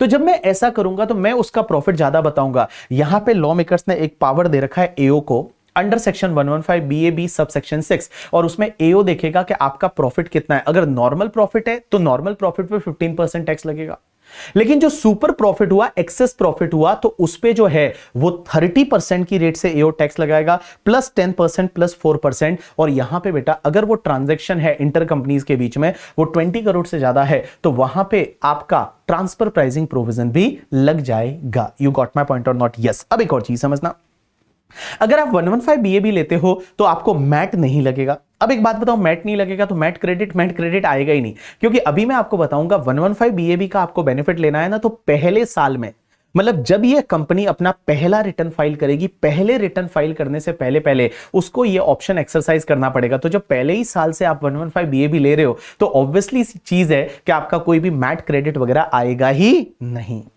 अब एक चीज समझना, अगर कोई भी डोमेस्टिक मैन्युफैक्चरिंग कंपनी है, new domestic manufacturing company 115 BAB 15% से टैक्स भरना चाहती है तो कुछ कंडीशन सेटिस्फाइड करनी पड़ेगी। पहली कंडीशन वही है कि कंपनी सेटअप एंड रजिस्टर्ड होनी चाहिए 1 अक्टूबर 2019 के बाद में, और मैन्युफैक्चरिंग बिजनेस स्टार्ट हो गया हो टिल 31 मार्च 2024।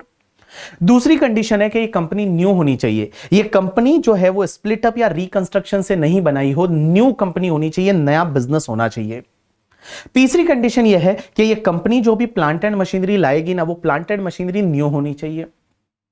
बट इसके 2 एक्सेप्शन है। पहला तो आपकी टोटल प्लांट एंड मशीनरी में 20% तक सेकेंड हैंड हो सकती है, एंड दूसरा, अगर मान लो आपकी जो इंपोर्टेड प्लांट एंड मशीनरी है, जो इंडिया के बाहर से इंपोर्ट कर रहे हो, भले वो सेकेंड हैंड है, तो भी वो न्यू ही मानी जाएगी for the purpose of this particular section.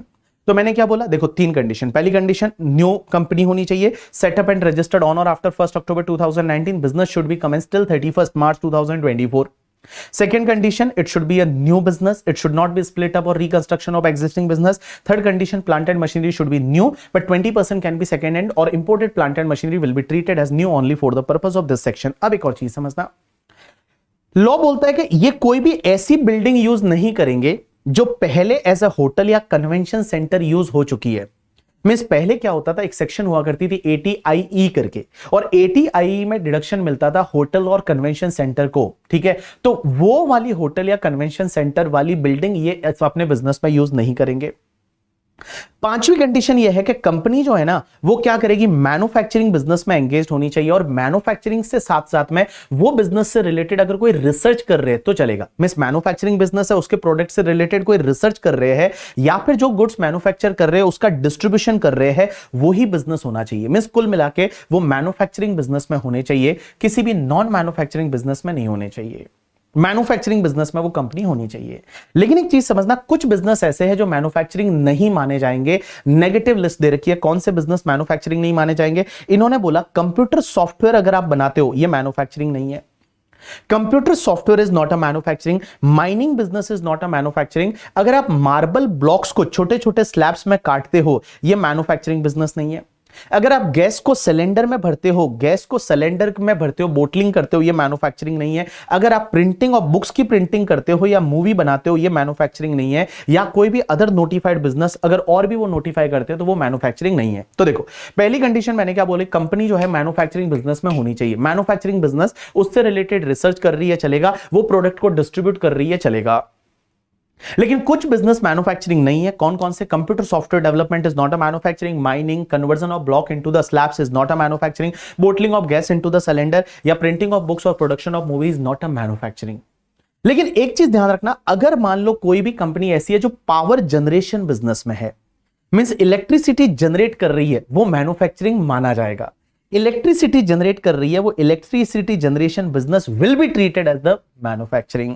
अब एक और चीज समझना, कंपनी कुछ डिडक्शन नहीं ले सकती। कौन कौन से डिडक्शन नहीं ले सकती, 10AA SEZ वाला नहीं ले सकती, एडिशनल डेप्रीशिएशन नहीं ले सकती, 33AB ABA का डिडक्शन नहीं ले सकती, साइंटिफिक रिसर्च में जो डोनेशन वाली डिडक्शन है वो नहीं ले सकती, 35AD नहीं ले सकती, 35 CCC CCD नहीं ले सकती, एनी डिडक्शन अंडर चैप्टर 6 से नहीं ले सकती, एक्सेप्ट दो ले सकती है।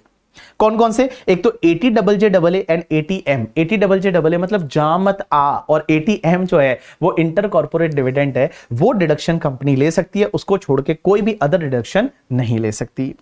अब एक और चीज समझना, इन सेक्शन की वजह से अगर कोई पुराना brought forward loss unabsorbed depreciation है तो वो इग्नोर करना पड़ेगा, वैसा केस प्रैक्टिकल लाइफ में नहीं आएगा। अब एक और चीज समझना, अगर मान लो कोई कंपनी है और ये कंपनी को ये सब कंडीशन सेटिस्फाइड करनी पड़ेगी। अब मान लो उसने कोई कंडीशन का वायलेशन कर दिया, जैसे यहां से जो कंडीशन दे रखी है, कंडीशन नंबर 3 से लेके 5 तक का वायलेशन कर दिया।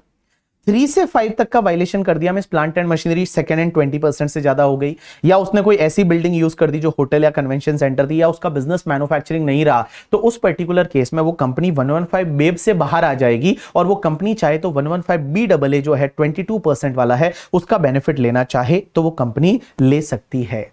अब एक और चीज समझना, अगर कोई कंपनी है वो ये सेक्शन का बेनिफिट लेना चाहती है ना, तो उसका जो पहला रिटर्न फाइल होगा, फर्स्ट रिटर्न, जब कंपनी इनकॉर्पोरेट होती है उस साल का पहला रिटर्न फाइल होता है, तो पहला रिटर्न फाइल होगा ना, उसमें ये ऑप्शन एक्सरसाइज करना पड़ेगा। फॉर्म होता है फॉर्म नंबर 10 ID, और before the due date of return filing of the first return ये ऑप्शन एक्सरसाइज करना पड़ेगा। अगर आप एक बार 115 BAB ले लेते हो तो फिर उससे बाहर नहीं आ सकते, आपको हमेशा वो लगेगा। लेकिन आगे जाके मान लो कोई कंडीशन का वायलेशन कर दिया, जैसे बिजनेस मैन्युफैक्चरिंग वगैरह नहीं रहा, तो फिर आप 115 BAB से बाहर आ जाओगे और नॉर्मल प्रोविजन लगेगा। लेकिन मैंने बोला कि कंडीशन अगर 3, 4 एंड 5 का वायलेशन हुआ तो कंपनी चाहे तो 115 BAB से बाहर आके और 115 BAA है वो कंटिन्यू कर सकती है। यू गॉट माई पॉइंट और नॉट? यस। चलिए, उसके बाद में एक सेक्शन आई है 115 BAC। इस साल से इस सेक्शन में अमेंडमेंट हुए हैं, और अमेंडमेंट आमूलचूक अमेंडमेंट है, मींस बहुत ज्यादा अमेंडमेंट है, हो सकता है एग्जाम में आ जाए। 115 BAC करके 115 BAC ये सेक्शन ये बोलती है, देखो individual HUF AOP BOI artificial juridical person के केस में मैंने आपको स्लैब रेट पढ़ाया था पहले, 2,50,000 तक कोई टैक्स नहीं, 2,50,000 to 5 lakh 5%, 5 lakh to 10 lakh 20%, more than 10 lakh 30%, senior citizen के लिए 3 लाख वाला था, सुपर सीनियर सिटीजन के लिए 5 लाख वाला था। लेकिन ये सेक्शन इसी साल से लाई है और ये अमेंडमेंट हुआ है इस सेक्शन में, और ये सेक्शन क्या बोलती है कि अगर कोई भी इंडिविजुअल है, HUF है, AOP है, BOI है, आर्टिफिशियल जुरिडिकल पर्सन है, कोऑपरेटिव सोसाइटी को छोड़ के, कोऑपरेटिव सोसाइटी पे ये सेक्शन नहीं लगेगी, ये सेक्शन कोऑपरेटिव सोसाइटी पे नहीं लगेगी। कोऑपरेटिव सोसाइटी को छोड़ के अगर कोई इंडिविजुअल है, HUF है, AOP है, BOI है, आर्टिफिशियल जुरिडिकल पर्सन है, वो अगर चाहे तो अपनी इनकम पे टैक्स है वो इस स्लैब रेट से पे कर सकते हैं। और यहां पे स्लैब रेट क्या है? अप टू 3 लाख तक का इनकम है उस पे कोई भी टैक्स नहीं लगेगा, that is basic exemption. 3 lakh से 6 लाख के इनकम पे 5%, 6 lakh to 9 lakh 10%, 9 lakh to 12 lakh 15%, 12 lakh to 15 lakh 20%, and more than 15 lakh 30%। तो यहां पे टैक्स रेट क्या है समझना, कि up to 3 lakh there is no tax rate, 3 lakh to 6 lakh 5%, 6 lakh to 9 lakh 10%, 9 lakh to 12 lakh 15%, 12 lakh to 15 lakh 20%, और मोर देन 15 लाख 30%। आप इसको ऐसे याद रखिए कि सबसे पहली चीज आपकी जो इनकम है ना, उस इनकम में आप 3 लाख ऐड करिए, और टैक्स रेट में आप 5% ऐड करिए। बट ध्यान रखना लास्ट वाला जंप है वो 10% का है। सो यहां 5%, 5%, 5%, 5%, और लास्ट वाला जो जंप है 20 से 30 है वो सीधा 10% का जंप है, और यहां पे आपको 3 लाख ऐड करना है। सर एक बात बताओ, अगर कोई individual HUF AOP BOI artificial juridical person अगर वो नॉन रेजिडेंट है तो भी क्या ये स्लैब रेट का बेनिफिट ले सकते हैं? Answer is yes. अगर कोई सीनियर सिटीजन है या सुपर सीनियर सिटीजन है तो क्या सर ये 3 लाख का 5 लाख हो जाएगा सुपर सीनियर सिटीजन के केस में? आंसर इज नो बाबा नो, यही वाला स्लैब रेट लगेगा। भले नॉर्मल है, सीनियर सिटीजन है, भाई रेजिडेंट है, नॉन रेजिडेंट है, सबके लिए ये स्लैब रेट का बेनिफिट मिलेगा अगर 115 BAC सेक्शन लगती है तो। लेकिन sir what about the special rates का इनकम? तो जो भी आपकी स्पेशल रेट्स की इनकम होगी ना, वो स्पेशल रेट्स की इनकम पे आपका स्पेशल रेट से ही टैक्स लगेगा। मींस LTCG 112 है 10%, LTCG 112 20%, STCG 111 है 15%, विनिंग का इनकम 30%। तो जो आपका स्पेशल रेट्स का इनकम है वो स्पेशल रेट से ही टैक्स लगेगा। सर एक बात बताओ, सरचार्ज क्या होगा? एक बात बताओ, जैसे मैंने आपको सेक्शन 115 बा एंड 115 बेब पढ़ाया, उसमें तो सरचार्ज फिक्स था 10% इररेस्पेक्टिव ऑफ इनकम। यहां पे ऐसा नहीं है, यहां पे सरचार्ज डिपेंड करेगा आपकी इनकम पे। Means if your income, total income is more than 50 lakh up to 1 crore then 10% surcharge, more than 1 crore up to 2 crore then 15%, more than 2 crore then 25%। एक बात बताओ, मैंने आपको नॉर्मल में क्या बताया था, if your income is more than 5 crore तो 37% सरचार्ज लगता है, बट बाबू यहां पे 37% सरचार्ज नहीं लगेगा। यहां अगर आप 115 बीएससी सेक्शन लेते हो तो 37% surcharge is not applicable, means even if your income is more than 5 crore then also highest surcharge है वो 25% ही लगेगा। तो देखिए मैंने क्या बोला, यहां पे सरचार्ज कैसे लगेगा, that depends on your total income. Your total income is up to 50 lakh, there is no surcharge. 50 lakh to 1 crore 10%, 1 crore to 2 crore 15%, more than 2 crore है तो सीधा 25%, यहां 37% वाला सरचार्ज नहीं लगेगा। सर एक बात बताओ, वो जो कॉन्सेप्ट आपने बताया था कि एलटी स्पेशल रेट्स की इनकम पे मैक्सिमम 15% सरचार्ज लगेगा, वो कॉन्सेप्ट यहां पे भी लगेगा? आंसर इज यस, वो कॉन्सेप्ट यहां पे भी लगेगा। अब एक और चीज समझना, अगर कोई individual HUF AOP BO artificial juridical person ये सेक्शन का बेनिफिट लेते हैं तो बेटा उस पे एएमटी नहीं लगेगा, जो अल्टरनेट मिनिमम टैक्स है वो नहीं लगेगा, और अगर एएमटी क्रेडिट पड़ा होगा तो वो लैप्स हो जाएगा, उसका कुछ भी नहीं होगा, एएमटी क्रेडिट पड़ा होगा तो वो लैप्स हो जाएगा। अब एक चीज समझना, अगर कोई individual HUF AOP BO artificial juridical person ये सेक्शन का बेनिफिट लेते हैं तो उनको कुछ ना कुछ आहुतियां देनी पड़ेगी, कुछ ना कुछ चीजें छोड़नी पड़ेगी। अब आप बोलोगे कौन कौन सी चीजें छोड़नी पड़ेगी, कौन कौन सी चीजों का बलिदान देना पड़ेगा, अपन एक एक हेड वाइज पढ़ते हैं। देखो अगर आप सीए फाइनल के स्टूडेंट हो, ऑब्वियसली फाइनल के स्टूडेंट हो, तो सैलरी हाउस प्रॉपर्टी से रिलेटेड आपके सिलेबस में सैलरी हाउस प्रॉपर्टी आपके सिलेबस में इंक्लूड नहीं है, बट इस सेक्शन में जितना रिलेवेंट है वो मैं आपको बता रहा हूं। सबसे पहली चीज क्या क्या छोड़ना पड़ेगा तो मैं बता दूं, सैलरी हेड में आपको पता है एक सेक्शन 16 होती है, और सेक्शन 16 में आपको 3 तरह के डिडक्शन मिलते हैं। एक तो आपको पता है एक डिडक्शन मिलता है एंटरटेनमेंट अलाउंस का, और ये एंटरटेनमेंट अलाउंस का डिडक्शन है वो सिर्फ गवर्नमेंट एम्प्लॉय को मिलता है, तो ये एंटरटेनमेंट अलाउंस का डिडक्शन नहीं मिलेगा। दूसरा प्रोफेशनल टैक्स का डिडक्शन मिलता है, जितना प्रोफेशनल टैक्स पे करते हो उतना डिडक्शन मिलता है 16 में, वो 16 में डिडक्शन नहीं ले सकते अगर आप 115 बीएससी का बेनिफिट ले रहे हो तो। लेकिन एक चीज ध्यान रखना, एक सेक्शन 16 में आपको 50,000 का स्टैंडर्ड डिडक्शन मिलता है सैलरी एम्प्लॉय को, वो स्टैंडर्ड डिडक्शन का बेनिफिट आप ले सकते हो, ये अमेंडमेंट है इस साल का, वो आप 50,000 का स्टैंडर्ड डिडक्शन का बेनिफिट ले सकते हो, भले आप 115 बीएससी ले रहे हो या नहीं ले रहे हो। मींस जो 50,000 का standard deduction, even you are opting 115 BSC तो भी आपको 50,000 का स्टैंडर्ड डिडक्शन का बेनिफिट मिलेगा। यू गॉट माय पॉइंट और नॉट? यस। तो यहां पे दो चीजें नहीं ले सकते, एक तो एंटरटेनमेंट अलाउंस का डिडक्शन नहीं ले सकते, और दूसरा आप प्रोफेशनल टैक्स का डिडक्शन नहीं ले सकते। अब एक और चीज समझना, आप लीव ट्रेवल कंसेशन का एग्जेम्पशन ले सकते हो। अगर आप कहीं इंडिया में घूमने जाते हो, एम्प्लॉयर आपको पैसा देता है तो उस पर जितना खर्चा करते हो, अगर फ्लाइट से गए तो वो इकोनॉमिक क्लास का फेयर, अगर रेल से गए तो फर्स्ट क्लास एसी का रेलवे फेयर, आपने इंटरमीडिएट में पढ़ा होगा, वो एग्जेम्पशन मिलती है, वो एग्जेम्पशन आप नहीं ले सकते अगर 115 बीएससी ले रहे हो। उसके बाद एचआरए की एग्जेम्पशन है वो आप नहीं ले सकते। उसके बाद में जो 10-14 में जितने भी अलाउंसेस की एग्जेम्पशन होती है, अलाउंसेस की एग्जेम्पशन क्या होती है, जैसे वो आपको children hostel allowance, children education allowance and all, वो अलाउंसेस की एग्जेम्पशन से वो आप नहीं ले सकते। लेकिन 4 अलाउंसेस की एग्जेम्पशन ले सकते हैं। डीटीडीसी, डी का मतलब होता है कि जो दिव्यांग एम्प्लॉय होता है, दिव्यांग एम्प्लॉय मींस हैंडीकैप्ड एम्प्लॉय को एक आपका ट्रांसपोर्ट या कम्यूटेशन अलाउंस मिलता है, उसकी एग्जेम्पशन वो ले सकता है 3,200 पर मंथ का 3,200 का एग्जेम्पशन ले सकता है। वो एग्जेम्पशन ये कंटिन्यू आप ले सकते हो। या फिर जो ट्रेवलिंग ऑन टूर अलाउंस, आपका daily allowance and convince allowance, उसमें एग्जेम्पशन मिलता है जितना एक्चुअल में खर्चा करते हो, एक्चुअल में जितना स्पेंड करते हो उतने का आपको एग्जेम्पशन मिलता है, वो एग्जेम्पशन आप ले सकते हो। तो डीटीडीसी की जो एग्जेम्पशन है, डीटीडीसी वाली एग्जेम्पशन है वो आप ले सकते हो, बाकी कोई भी अलाउंसेस की एग्जेम्पशन आप नहीं ले सकते। तो देखिए मैंने आपको क्या बोला, क्या क्या चीजें आपको सरेंडर करनी पड़ेगी। तो सैलरी हेड की बात करूं तो एंटरटेनमेंट अलाउंस पे जो आपको डिडक्शन मिलता है वो नहीं ले सकते। प्रोफेशनल टैक्स का जो डिडक्शन मिलता है वो आप नहीं ले सकते। लीव ट्रेवल अलाउंस या आपका एचआरए की एग्जेम्पशन मिलती है वो एग्जेम्पशन आप नहीं ले सकते। अलाउंसेस की कोई भी एग्जेम्पशन आप नहीं ले सकते, बट 4 ले सकते हैं। एक तो आपका डीटीडीसी, डी मतलब दिव्यांग एम्प्लॉय को जो 3,200 पर मंथ का एक एग्जेम्पशन मिलता है वो ले सकते हैं। डीटीडीसी मतलब T means travelling on tour allowance, daily allowance and convince allowance, उसमें जितना आप एक्चुअल स्पेंड करते हो उतने का एग्जेम्पशन मिलता है, वो एग्जेम्पशन आप ले सकते हैं भले आप 115 बीएससी ले रहे हैं। अब एक और चीज समझना, हाउस प्रॉपर्टी में जो सेल्फ ऑक्यूपाइड प्रॉपर्टी होती है ना, वो सेल्फ ऑक्यूपाइड प्रॉपर्टी में आपको पता है सेक्शन 24B में आपको 30,000 या 2 लाख का इंटरेस्ट का डिडक्शन मिलता है, वो नहीं ले सकते अगर आप 115 बीएससी ले रहे हो। लेट आउट प्रॉपर्टी या deem to be let out property में ले सकते हैं, लेकिन एक चीज ध्यान रखना, अगर हाउस प्रॉपर्टी हेड में let out property, deem to be let out property में कोई लॉस आ गया तो वो लॉस को किसी और हेड से सेट ऑफ नहीं कर सकते।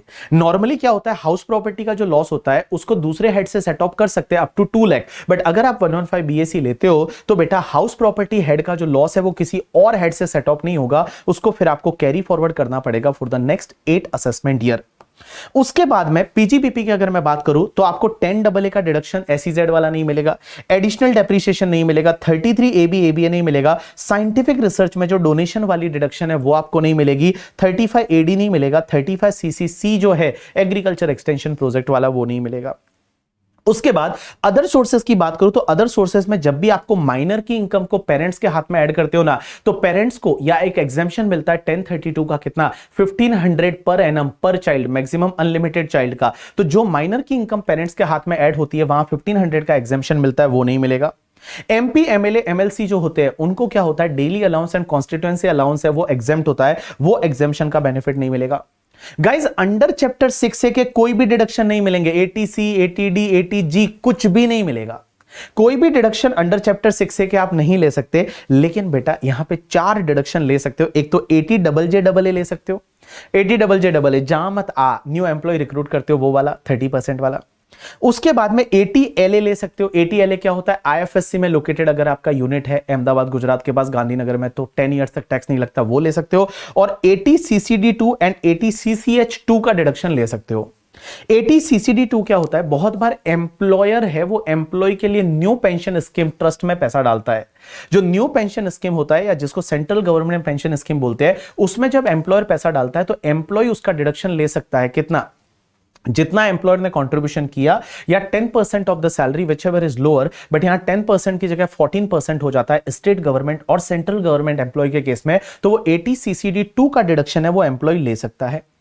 80 CCH2 भी ले सकता है। 80 CCH2 क्या होता है कि जो अग्निवीर है, अग्निवीर के केस में हमारी गवर्नमेंट कंट्रीब्यूट करती है, तो गवर्नमेंट ने जितना कंट्रीब्यूट किया अग्निवीर उसका डिडक्शन गवर्नमेंट के कंट्रीब्यूशन का 80 CCH2 में ले सकता है, तो वो डिडक्शन एम्प्लॉय ले सकता है। यू गॉट माय पॉइंट और नॉट? यस। अब एक और चीज समझना, इन सेक्शंस की वजह से अगर कोई पुराना तुम्हारा लॉस या अनएब्सॉर्ब डेप्रिसिएशन है वो तुम्हारा लैप्स हो जाएगा, उसका फिर कोई भी कंसीडर नहीं करेंगे, वो लैप्स हो जाएगा। तो इन सेक्शंस की वजह से अगर कोई पुराना तुम्हारा लॉस या अनएब्सॉर्ब डेप्रिसिएशन है वो आपको छोड़ना पड़ेगा।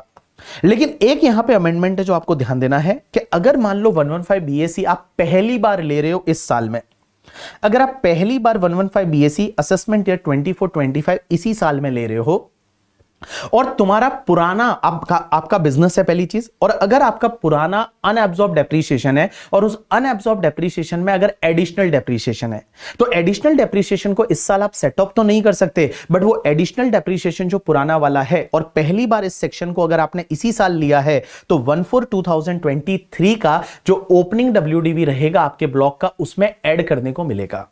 तो मैंने क्या बोला कि देखो पहली बार अगर आप ये सेक्शन है असेसमेंट ईयर 24-25 में ले रहे हो फर्स्ट टाइम एंड आपका बिजनेस है, तो जो तुम्हारे अनएब्सॉर्ब डेप्रिसिएशन में एडिशनल डेप्रिसिएशन है वो सेट ऑफ तो अभी नहीं कर सकते, बट वो एडिशनल डेप्रिसिएशन को आपको 1/4/2023 का जो भी आपका ओपनिंग WDV रहेगा उसमें उस एडिशनल डेप्रिसिएशन को हम ऐड कर देंगे और ओपनिंग WDV पे फिर ज्यादा बेनिफिट, आपको ज्यादा डेप्रिसिएशन मिलेगा। यू गॉट माय पॉइंट और नॉट? यस। अब एक और चीज समझना, यहां पे एक और अमेंडमेंट है और वो अमेंडमेंट भी बड़ा इंटरेस्टिंग है। लॉ मेकर्स ने बोला कि इस साल से 115 बीएसी है ना, वो आपकी डिफॉल्ट टैक्सेशन रिजिम है। डिफॉल्ट टैक्सेशन रिजिम मतलब अगर आपने कुछ भी नहीं बोला तो आपको 115 बीएसी के हिसाब से टैक्स भरना है, मींस ये माना जाएगा ये आपने ऑप्ट की है, it is a default taxation regime. अगर आपको ये सेक्शन नहीं लेनी है तो उसके लिए आपको फॉर्म फिल करना पड़ेगा। अगर आपको ये सेक्शन नहीं लेनी है तो फिर आपको फॉर्म फिल करना पड़ेगा, अदरवाइज डिफॉल्ट ये माना जाएगा ये सेक्शन आप ले रहे हो। देखो लास्ट ईयर तक क्या था कि normal taxation regime was default, और अगर मान लो आपको ये सेक्शन लेनी है तो फॉर्म फिल करना पड़ेगा। इस साल से इन्होंने चेंज कर दिया, ये लोग बोलते हैं कि ये जो सेक्शन 115 बीएसी है ना ये डिफॉल्ट है, मींस अगर कुछ भी नहीं करोगे तो ये माना जाएगा आप ये सेक्शन ले रहे हो। बट अगर आपको ये सेक्शन नहीं लेना तो फिर आपको रिटर्न फाइलिंग की ड्यू डेट से पहले फॉर्म फिल करना पड़ेगा। अब एक और चीज समझना, अगर आप अब एक बात समझना, हर साल आपके पास ये ऑप्शन है, अगर आपकी बिजनेस की इनकम नहीं है तो if you don't have the business income, so every year you have an option before the due date of return filing, आपको ये सेक्शन के साथ कंटिन्यू करना है या इससे ऑप्ट आउट करना है, क्योंकि डिफॉल्ट तो यही है। अगर इससे ऑप्ट आउट करना है तो आपको रिटर्न फाइलिंग की ड्यू डेट से पहले पहले फॉर्म भरना पड़ेगा। हर साल चेंज कर सकते हैं, आंसर इज यस कर सकते हैं, कोई दिक्कत नहीं है। अब एक चीज समझना, अगर आपकी बिजनेस की इनकम है, समझने की कोशिश करना, वेरी इंटरेस्टिंग। अगर आपकी बिजनेस की इनकम है, means you are having the PGBP income, तो आप इस सेक्शन से ऑप्ट आउट अगर करते हो, मींस आप बोलते हो हमको 115 बीएससी नहीं चाहिए, नॉर्मली चाहिए, तो अगर आपने 115 बीएससी नहीं लिया और आप नॉर्मल प्रोविजन के साथ गए, आपने ऑप्ट आउट किया इस सेक्शन से, नॉर्मल प्रोविजन के साथ गए, तो हर साल फिर आपको नॉर्मल प्रोविजन के साथ ही जाना पड़ेगा। लेकिन अगर किसी साल आपने 115 बीएससी ले लिया, तो अगर आपने 115 बीएससी एक बार ले लिया तो फिर आप वापस 115 बीएससी से बाहर नहीं जा सकते जब तक कि आपका बिजनेस का इनकम है। जब तक कि आपका बिजनेस का इनकम है, आप वापस 115 बीएससी से बाहर नहीं जा सकते हैं। यू गॉट माय पॉइंट और नॉट? यस। अब एक और चीज समझना, यहां पे एक इंटरेस्टिंग चीज है और ये एग्जाम में आ सकती है। यहां पे 87A का रिबेट लाया गया। 87A का रिबेट, वहां पे मैंने नॉर्मल में क्या बोला था कि अगर आपकी इनकम अप टू 5 लाख है तो आपको 87A का रिबेट मिलेगा, टैक्स अमाउंट और 12,500 व्हिचएवर इज लोअर। यहां पे इन्होंने बोला कि जब 115 बीएससी लगता है और डिफॉल्ट इज 115 बीएससी, 115 बीएससी नहीं लेना है तो आपको 115 बीएससी से ऑप्ट आउट करना पड़ेगा और फिर नॉर्मल में जाना पड़ेगा। अगर आप 115 बीएससी में हो तो बेटा 87A का रिबेट मिलेगा और यहां पे 5 लाख की जगह इन्होंने 7 लाख कर दिया है और रिबेट का अमाउंट है वो 12,500 की जगह 25,000 कर दिया है। तो अब एक बात समझना, 87A का रिबेट कैसे मिलेगा? If you are opting the 115 BSC, तो रेजिडेंट इंडिविजुअल के केस में आपकी total income up to 7 lakh है तो आपको जो 100% ऑफ टैक्स और 25,000 व्हिचएवर इज लोअर का रिबेट मिलेगा। तो आजकल हम बोल रहे हैं कि 7 लाख तक टैक्स नहीं लगेगा, क्योंकि आपकी इनकम अगर अप टू 7 लाख है और 115 बीएससी के हिसाब से टैक्स कैलकुलेट करोगे तो टैक्स नहीं आता। तो जो भी टैक्स आता है और 25,000 लोअर आएगा, उतने का आपको रिबेट मिल जाएगा। लेकिन एक चीज ध्यान रखना, यहां पे इन्होंने मार्जिनल रिलीफ दिया है, क्योंकि हो सकता है ना किसी एसएससी का इनकम है वो 7 लाख से थोड़ा बहुत ज्यादा है। जैसे मान लो 7 लाख और 15,000 है, तो क्या ये रिबेट मिलेगा या नहीं? आंसर इज मिलेगा। यहां पे मार्जिनल रिलीफ का कॉन्सेप्ट है वो उन्होंने इंट्रोड्यूस किया है और मार्जिनल रिलीफ का कॉन्सेप्ट है वो यहां पे इन्होंने इंट्रोड्यूस किया है कि भैया अगर 7 लाख से थोड़ी बहुत ज्यादा है तो भी आपको रिबेट मिलेगा। वो कैसे मिलेगा, क्या मिलेगा, आप यहां पे पढ़ोगे तो आपको समझ में आ जाएगा। इजी लैंग्वेज में मैंने यहां पे बताया है। तो देखिए यहां मार्जिनल रिलीफ कैसे मिलेगा? If total income is more then 7 lakh but does not exceed the 7,27,770, means आपकी इनकम 7 लाख से ज्यादा है बट 7,27,770 से ज्यादा नहीं है, तो tax on such income can not exceed the amount by which the total income exceed 7 lakh. However marginal relief is not available in case of regular taxation regime में ये मार्जिनल रिलीफ नहीं मिलता। ये तभी मिलता है जब 115 बीएससी लगता है। मैंने यहां पे बहुत सारे एग्जाम्पल दिए हैं और ये 4 एग्जाम्पल को आप पढ़ोगे इजीली समझ में आ जाएगा। जैसे मान लो एक एसएससी है, उसका इनकम 7 लाख की है तो कोई टैक्स आएगा ही नहीं, क्योंकि 7 लाख पे टैक्स आता है 25,000 का रिबेट मिल जाएगा, कोई टैक्स नहीं आएगा। अगर कोई एसएससी ऐसा है जिसका इनकम 7,27,000 है तो 7,27,000 पे आप पहले टैक्स कैलकुलेट करो, तो टैक्स आया 27,700, तो यहां क्या रिबेट मिलेगा? रिबेट तो नहीं मिलेगा क्योंकि 7 लाख से ज्यादा है, बट बेटा यह मार्जिनल रिलीफ मिलेगा। कैसे कि 7 लाख का इनकम होता तो कोई टैक्स नहीं आता और 7 लाख से ऊपर कितना इनकम है? 27,700, तो बेटा यहां पे क्या करना पड़ेगा? आपका जो 27,700 है, एक बताइए वापस से एक बार, इधर देखो सब लोग इधर देखो यहां मार्जिनल रिलीफ आपको कैसे मिलेगा? अगर आपकी 7 लाख की इनकम है तो कोई टैक्स नहीं आएगा, कोई दिक्कत नहीं, बट 727 हुआ तो 727 पे आपने स्लैब रेट से टैक्स निकाला, 27,700 आया। अब आपको क्या करना है? यहां पे आपका रिबेट तो नहीं मिलेगा बट यहां मार्जिनल रिलीफ का कॉन्सेप्ट आया कि अगर आपकी इनकम 7 लाख की होती तो टैक्स कितना आता? नील। 7 लाख के ऊपर कितना कमाया? 27,000, तो 27,000 आप ऐड कर दो, तो 27,000 आपने यहां पे ऐड कर दिया। अब यहां विच एवर इज लोअर ले लो करके, ठीक है, विच एवर इज लोअर ले लो because this amount is restricted to, means 27,700 is restricted to 27,000। तो आप एक काम करिए, लोअर वाला कंटिन्यू करिए, यहां ऑटोमेटिकली 700 का आपको मार्जिनल रिलीफ मिल जाएगा। यू गॉट माय पॉइंट और नॉट? इन सिंपल वर्ड में आपको बताऊं, अगर आपका इनकम जो है वो 7,10,000 है तो 7,10,000 है तो आपको सिर्फ वहां पे 10,000 ही टैक्स भरना पड़ेगा। आप ऐसे ये चारों एग्जांपल करोगे तो आपको इजीली समझ में आ जाएगा। तो आपको क्या करने का? अगर आपका income little bit more than 7 lakh है तो पहले उस पर टैक्स निकालो, यहां पे आपको रिलीफ जो है 87A का तो नहीं मिलेगा, बट मार्जिनल रिलीफ का कॉन्सेप्ट लगेगा। वो आप कैसे लगेगा कि अगर 7 लाख तक का इनकम होता तो टैक्स नहीं लगता बिल्कुल भी। 7 लाख के ऊपर वाला कितना इनकम है वो as it is Nirmala Sitharaman को दे दो, विच एवर इज लोअर है वो कंटिन्यू कर दो, तो यहां ऑटोमेटिकली मार्जिनल रिलीफ का कॉन्सेप्ट लग जाएगा। चलिए, उसके बाद में एक सेक्शन है 115 बीएडी। 115 बीएडी क्या बोलती है कि अगर कोई भी रेजिडेंट कोऑपरेटिव सोसाइटी है, तो रेजिडेंट कोऑपरेटिव सोसाइटी है, देखो कोऑपरेटिव सोसाइटी पे टैक्स रेट क्या है 10,000 तक 10%, 10,000 टू 20,000 20%, मोर देन 20,000 30%। लेकिन अगर रेजिडेंट कोऑपरेटिव सोसाइटी चाहे तो 115 बीएडी का बेनिफिट ले सकती है और टैक्स पे कर सकती है सिर्फ 22% की रेट से।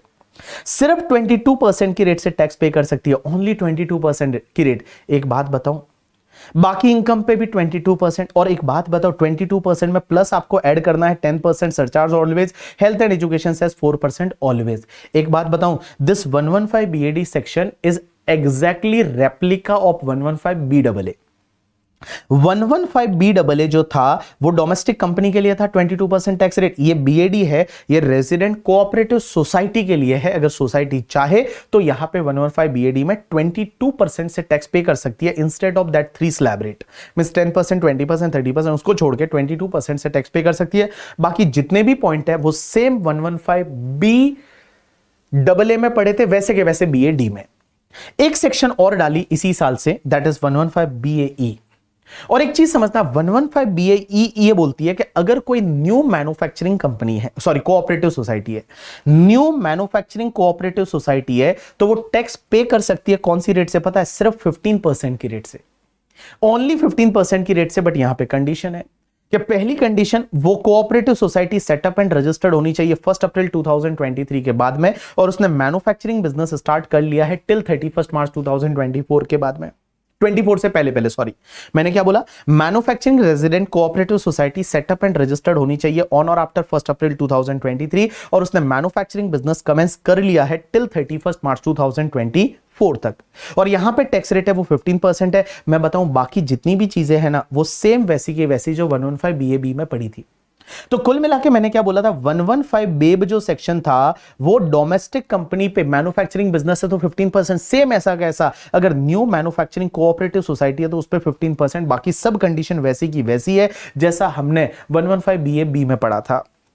लेकिन यहां पे एक चीज समझना, कि वहां पे जो हमने कंडीशन पढ़ी थी ना सेम ऐसी कैसी है, इसमें वो वाली कंडीशन यहां पे नहीं है जो होटल वाली। कि अगर तुम्हारा वहां पे कंडीशन हुआ करती थी कंडीशन नंबर 4 करके, और कंडीशन नंबर 4 अगर आपको याद रहे तो वो तुम्हारा था कि कोई होटल या कन्वेंशन सेंटर वाला ऐसे यहां पे यूज नहीं करना है बिल्डिंग, वो कंडीशन यहां पे नहीं है। इस वाले में कंडीशन नहीं है, इस 115 बीएई में। बाकी जितनी भी कंडीशन है वो एज इट इज यहां पे भी लग जाएगी। तो अब आप इसको रीड करोगे तो आपको इजीली समझ में आ जाएगा। उसके बाद में नेक्स्ट कुछ और स्पेशल रेट्स की इनकम है, कौन कौन सी जिस पे टैक्स रेट लगता है स्पेशल रेट से। उससे पहले एक और चीज मैं बता दूं कि आप ऐसे याद रखेंगे कि जो भी ये 115 बीएए, बीएबी, बीएसी, बीएडी, बीएई लेते हैं ना तो उसमें मैक्सिमम डेप्रीशिएशन 40% ही लगेगा।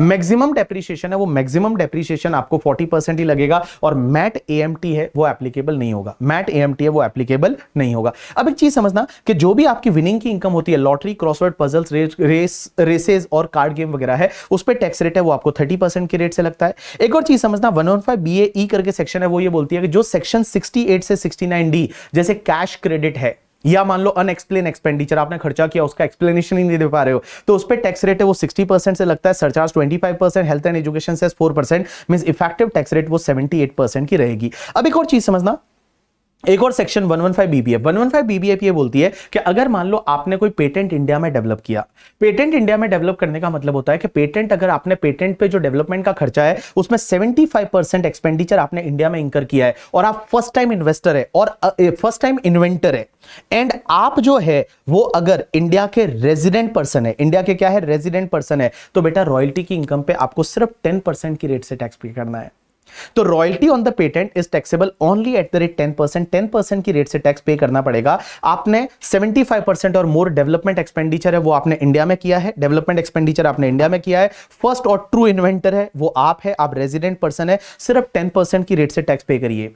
लेकिन इसमें एक चीज ध्यान रखना, अगर आप इस सेक्शन में एक बार ये सेक्शन को ले लेते हैं तो फिर बेटा अगले 5 साल तक आपको ये सेक्शन को लेना पड़ेगा। बट अगले 5 साल में अगर किसी साल में आपने ये सेक्शन को नहीं लिया तो जिस ईयर में नहीं लिया उसके अगले 5 साल तक वापस आप इस सेक्शन का बेनिफिट नहीं ले सकते हैं। उसके बाद एक सेक्शन होती है 115 बीबीजी, वो ये बोलती है कि अगर आप कार्बन क्रेडिट पॉइंट को सेल करते हैं और कार्बन क्रेडिट पॉइंट को सेल करेंगे तो उस पर जो भी इनकम आएगी उस पर 10% की रेट से टैक्स पे करना पड़ेगा। उसके बाद एक सेक्शन 115 बीबीजे जो नई सेक्शन आई है, इसी साल से आई है, इसके बारे में इन डिटेल डिस्कशन मैं आपको टीडीएस टॉपिक के साथ में कराऊंगा। ये सेक्शन ये बोलती है कि अगर आपका ऑनलाइन गेम्स है और ऑनलाइन गेमिंग पे जो भी आपकी इनकम होती है, कौन सा ऑनलाइन गेमिंग का मतलब, वो रमी करके आपने सुना होगा, एज वेल एज ड्रीम 11 आपने सुना होगा। तो ड्रीम 11 है, रमी है, इन पे जो ऑनलाइन गेमिंग की जो इनकम होती है ना उस पे 30% की रेट से टैक्स लगेगा। एक और चीज समझना, ये जितनी भी इनकम जो अपन ने स्पेशल रेट्स वाली अभी जो पढ़ी, ये जितनी भी इनकम यहां से जो पढ़ी, इसके सामने कोई भी खर्चे का डिडक्शन नहीं मिलता, कोई भी खर्चे का डिडक्शन नहीं मिलता। ग्रॉस इनकम है वो टैक्सेबल होती है, कोई भी डिडक्शन अंडर चैप्टर 6 से नहीं मिलता और इसके सामने कोई बेसिक एग्जेम्पशन का बेनिफिट भी नहीं मिलता। मींस जैसे विनिंग का इनकम है तो उस पे बेसिक एग्जेम्पशन का बेनिफिट नहीं ले सकते। 3 तरह की ऐसी इनकम होती है जिसपे आप बेसिक एग्जेम्पशन का बेनिफिट ले सकते हैं। दैट इज एक तो 112 एलटीसीजी वाला, एक एलटीसीजी 112A वाला और एक STCG 111A वाला। In case of resident individual HUF है, आप बेसिक एग्जेम्पशन का बेनिफिट ले सकते हैं, अनएग्जॉस्टेड बेसिक एग्जेम्पशन, जो अपन कैपिटल गेन में पढ़ेंगे। 2 और कंसेप्ट होते हैं, एक तो होता है diversion of income by overriding title और एक एप्लीकेशन ऑफ इनकम। अब एक बात समझना, ये छोटे छोटे 2 कॉन्सेप्ट है, मॉड्यूल में दे रखे थे तो मैंने भी यहां पे ले लिए। सबसे पहला डाइवर्जन ऑफ इनकम। डाइवर्जन किसको बोलते हैं पता है? कि देखो, अगर आपकी कोई इनकम आ रही है और जो सोर्स है ना, वो सोर्स से इनकम किसी और को डाइवर्ट हो जाती है और वो डाइवर्ट हो रही है लॉ की ऑब्लिगेशन से, उसका लॉ का ऑब्लिगेशन है, और लॉ की ऑब्लिगेशन से अगर मान लो डाइवर्ट हो रही है, डाइवर्जन हो रही है और वो लॉ की ऑब्लिगेशन से हो रही है, तो उस पर्टिकुलर केस में वो डाइवर्जन ऑफ इनकम है और जिस पर्सन को इनकम जा रही है वो ही उस पर टैक्स भरेगा। एग्जाम्पल के लिए, मैंने और शुभम केसवानी सर ने मान लो एक पार्टनरशिप फर्म बनाई, मैंने और शुभम केसवानी सर ने एक पार्टनरशिप फर्म बनाई, हम दोनों प्रॉफिट शेयर करते थे। अब मान लो हुआ क्या कि मैंने उस डीड में ऐसा लिखा है कि अगर मान लो मेरी डेथ हो जाती है तो मेरी डेथ के बाद उस पार्टनरशिप फर्म से कोई भी प्रॉफिट आएगा वो 20% प्रॉफिट मेरी वाइफ को जाएगा मेरी डेथ के बाद। अब मान लो मेरी डेथ हो गई तो डेथ के बाद वो पार्टनरशिप फर्म जितना इनकम कमाएगी उसमें 20% है वो मेरी वाइफ को जाएगा, बिकॉज ये लॉ का ऑब्लिगेशन है, ये ऑब्लिगेशन क्रिएट किया हुआ है, लॉ का ऑब्लिगेशन है कि जो सोर्स होगा ना उसका प्रॉफिट 20% मेरी वाइफ को जाएगा, तो वो 20% प्रॉफिट पे टैक्स है वो मेरी वाइफ भरेगी, बाकी वाले प्रॉफिट पे पार्टनरशिप फर्म भरेगी। That is called your diversion of income. और एप्लीकेशन ऑफ इनकम क्या होता है कि आपकी अगर इनकम आप कमा लेते हो उसके बाद अब इनकम किसी और को ट्रांसफर करते हो, that is called application of income. तो एप्लीकेशन ऑफ इनकम के केस में क्या होगा, आपको खुद को ही टैक्स भरना पड़ेगा, वो अदर पर्सन टैक्स नहीं भरेगा। यू गॉट माय पॉइंट और नॉट? यस। चलिए गाइस, ये आपका यहां पे टॉपिक कंप्लीट हो जाता है। पहला वाला टॉपिक था और ये पहला वाला topic general tax rate and आपका बहुत सारे कॉन्सेप्ट अपन ने डिस्कस किए। आपके एग्जाम के लिए मैं बताऊं 115 BAA BAB BAC ये बड़ा जरूरी है, BAD भी पढ़ना, BAE भी पढ़ना। ये जो स्पेशल रेट्स वाली जो इनकम है वो कैसे टैक्सेबल होगी, क्या होगी, एग्जाम के लिए बड़ा ही रिलेवेंट है। तो होप सो यहां पे आपका ये लेक्चर 1 घंटा और 20 मिनट में कंप्लीट हुआ और 1 घंटे 20 मिनट में हमने बहुत अच्छे से बहुत सारे कॉन्सेप्ट को साथ में लेके और ये रिवाइज कराया। अब मेरी आपसे रिक्वेस्ट है कि इस रिविजन लेक्चर को एटलीस्ट आप 10 बार सुने। कैसे सुनना है, कोई बात नहीं, आप कुछ भी कर रहे हो, जैसे आप घूमने जा रहे हो, वॉक कर रहे हो, कुछ भी काम कर रहे हो, खाना खा रहे हो, आप सामने लगा लीजिए इस बंदे को। मैं जितना भी बोल रहा हूं, मेरी आवाज जो है इतनी कर्कश नहीं है कि आप नहीं सुन सकते उसको 10 बार। आप सुन सकते हैं तो अच्छे से आप उसको सुनिए और जैसे जैसे आप सुनोगे ना तो आपके दिमाग में कॉन्सेप्ट फिट बैठते जाएंगे और एग्जाम तक आप इसको रिटेन कर पाओगे। आपके हाथ में ये वाला एग्जाम मई वाला, ठीक है, ज्यादा दिन बचे नहीं है, और जो नवंबर वाले हैं वो भी सोच लो ज्यादा दिन बचे नहीं है। जस्ट गिव योर 100%, आपको अपना 100% देना है। देखो एक और चीज बता दूं मैं आपको, ये जो आपके लाइफ के जो 4-5 ईयर्स है जब आप पढ़ रहे हो, ठीक है, 4-5 ईयर्स मतलब अभी आप CA बनोगे, उसके बाद में 2-3 साल जॉब के, ये आपकी लाइफ के सबसे ज्यादा जरूरी साल है। बिकॉज ये जो 4 साल है ना, ये आपकी लाइफ डिसाइड करेंगे। You are only maker and breaker of your life. आप क्या बनना चाहते हो, मैं बताऊं, दुनिया में दूसरे लोगों से कोई फर्क नहीं पड़ता, दूसरे क्या बोलते हैं, किसी का कोई आपके सक्सेस में योगदान नहीं है, ना ही आपके फेलियर में है। जो भी होगा वो आप ही की वजह से होगा, इसके लिए कोई रेस्पॉन्सिबल नहीं है। You are only responsible for your deed. तो उस पर्टिकुलर केस में मैं तो आपको यही बोलना चाहूंगा कि आप यार देखो, आपके लिए जो सही है ना वो आप करिए। ये जो 4-5 महीने आपके एग्जाम के रहे हैं करके, ठीक है, इसमें आप 100% कॉन्सेंट्रेट के साथ पढ़ाई कर लीजिए यार। और मे वालों के लिए तो इतने टाइम रहा ही नहीं, बहुत कम टाइम रहा है। Just give your 100%। आप पूरा, मैं बताऊं, ईमानदारी रखिए अपने साथ में, कभी भी बेईमानी मत करिए। आप अगर अपने साथ ईमानदारी रखोगे ना, बिकॉज आप दुनिया से झूठ बोल सकते हो, खुद से झूठ नहीं बोल सकते, खुद की आत्मा से आप झूठ नहीं बोल सकते। सो गिव योर 100% यार। आपके लिए जो जरूरी है आज, जो प्रोसेस है, देखो, बिकॉज दुनिया में हर किसी को बहुत अच्छा बनना है, सक्सेसफुल बनना है, ये करना है, वो करना है, बट गाइस आप जो है ना, ये करने के लिए एफर्ट लगते हैं, मेहनत लगती है, कंफर्ट जोन से बाहर आना पड़ता है। बहुत सारी ऐसी चीजें जो करनी पड़ती है, जो अच्छी नहीं लग रही है, वो भी करनी पड़ती है। पढ़ाई उसमें से एक है, और वो तो करनी ही पड़ेगी करके, ठीक है, उसके बिना कुछ नहीं मिलने वाला। तो यार कर लो, फाइनल तक आ गए हो, एक बार सीए बन जाओ, उसके बाद डिग्री अपने घर वालों के मुंह पे मार लेना, जो आपको करना है वो करना, बट प्लीज एक बार सीए बन जाओ फटाफट। थैंक्स अ लॉट पीपल, मिलेंगे अगले रिवीजन लेक्चर में।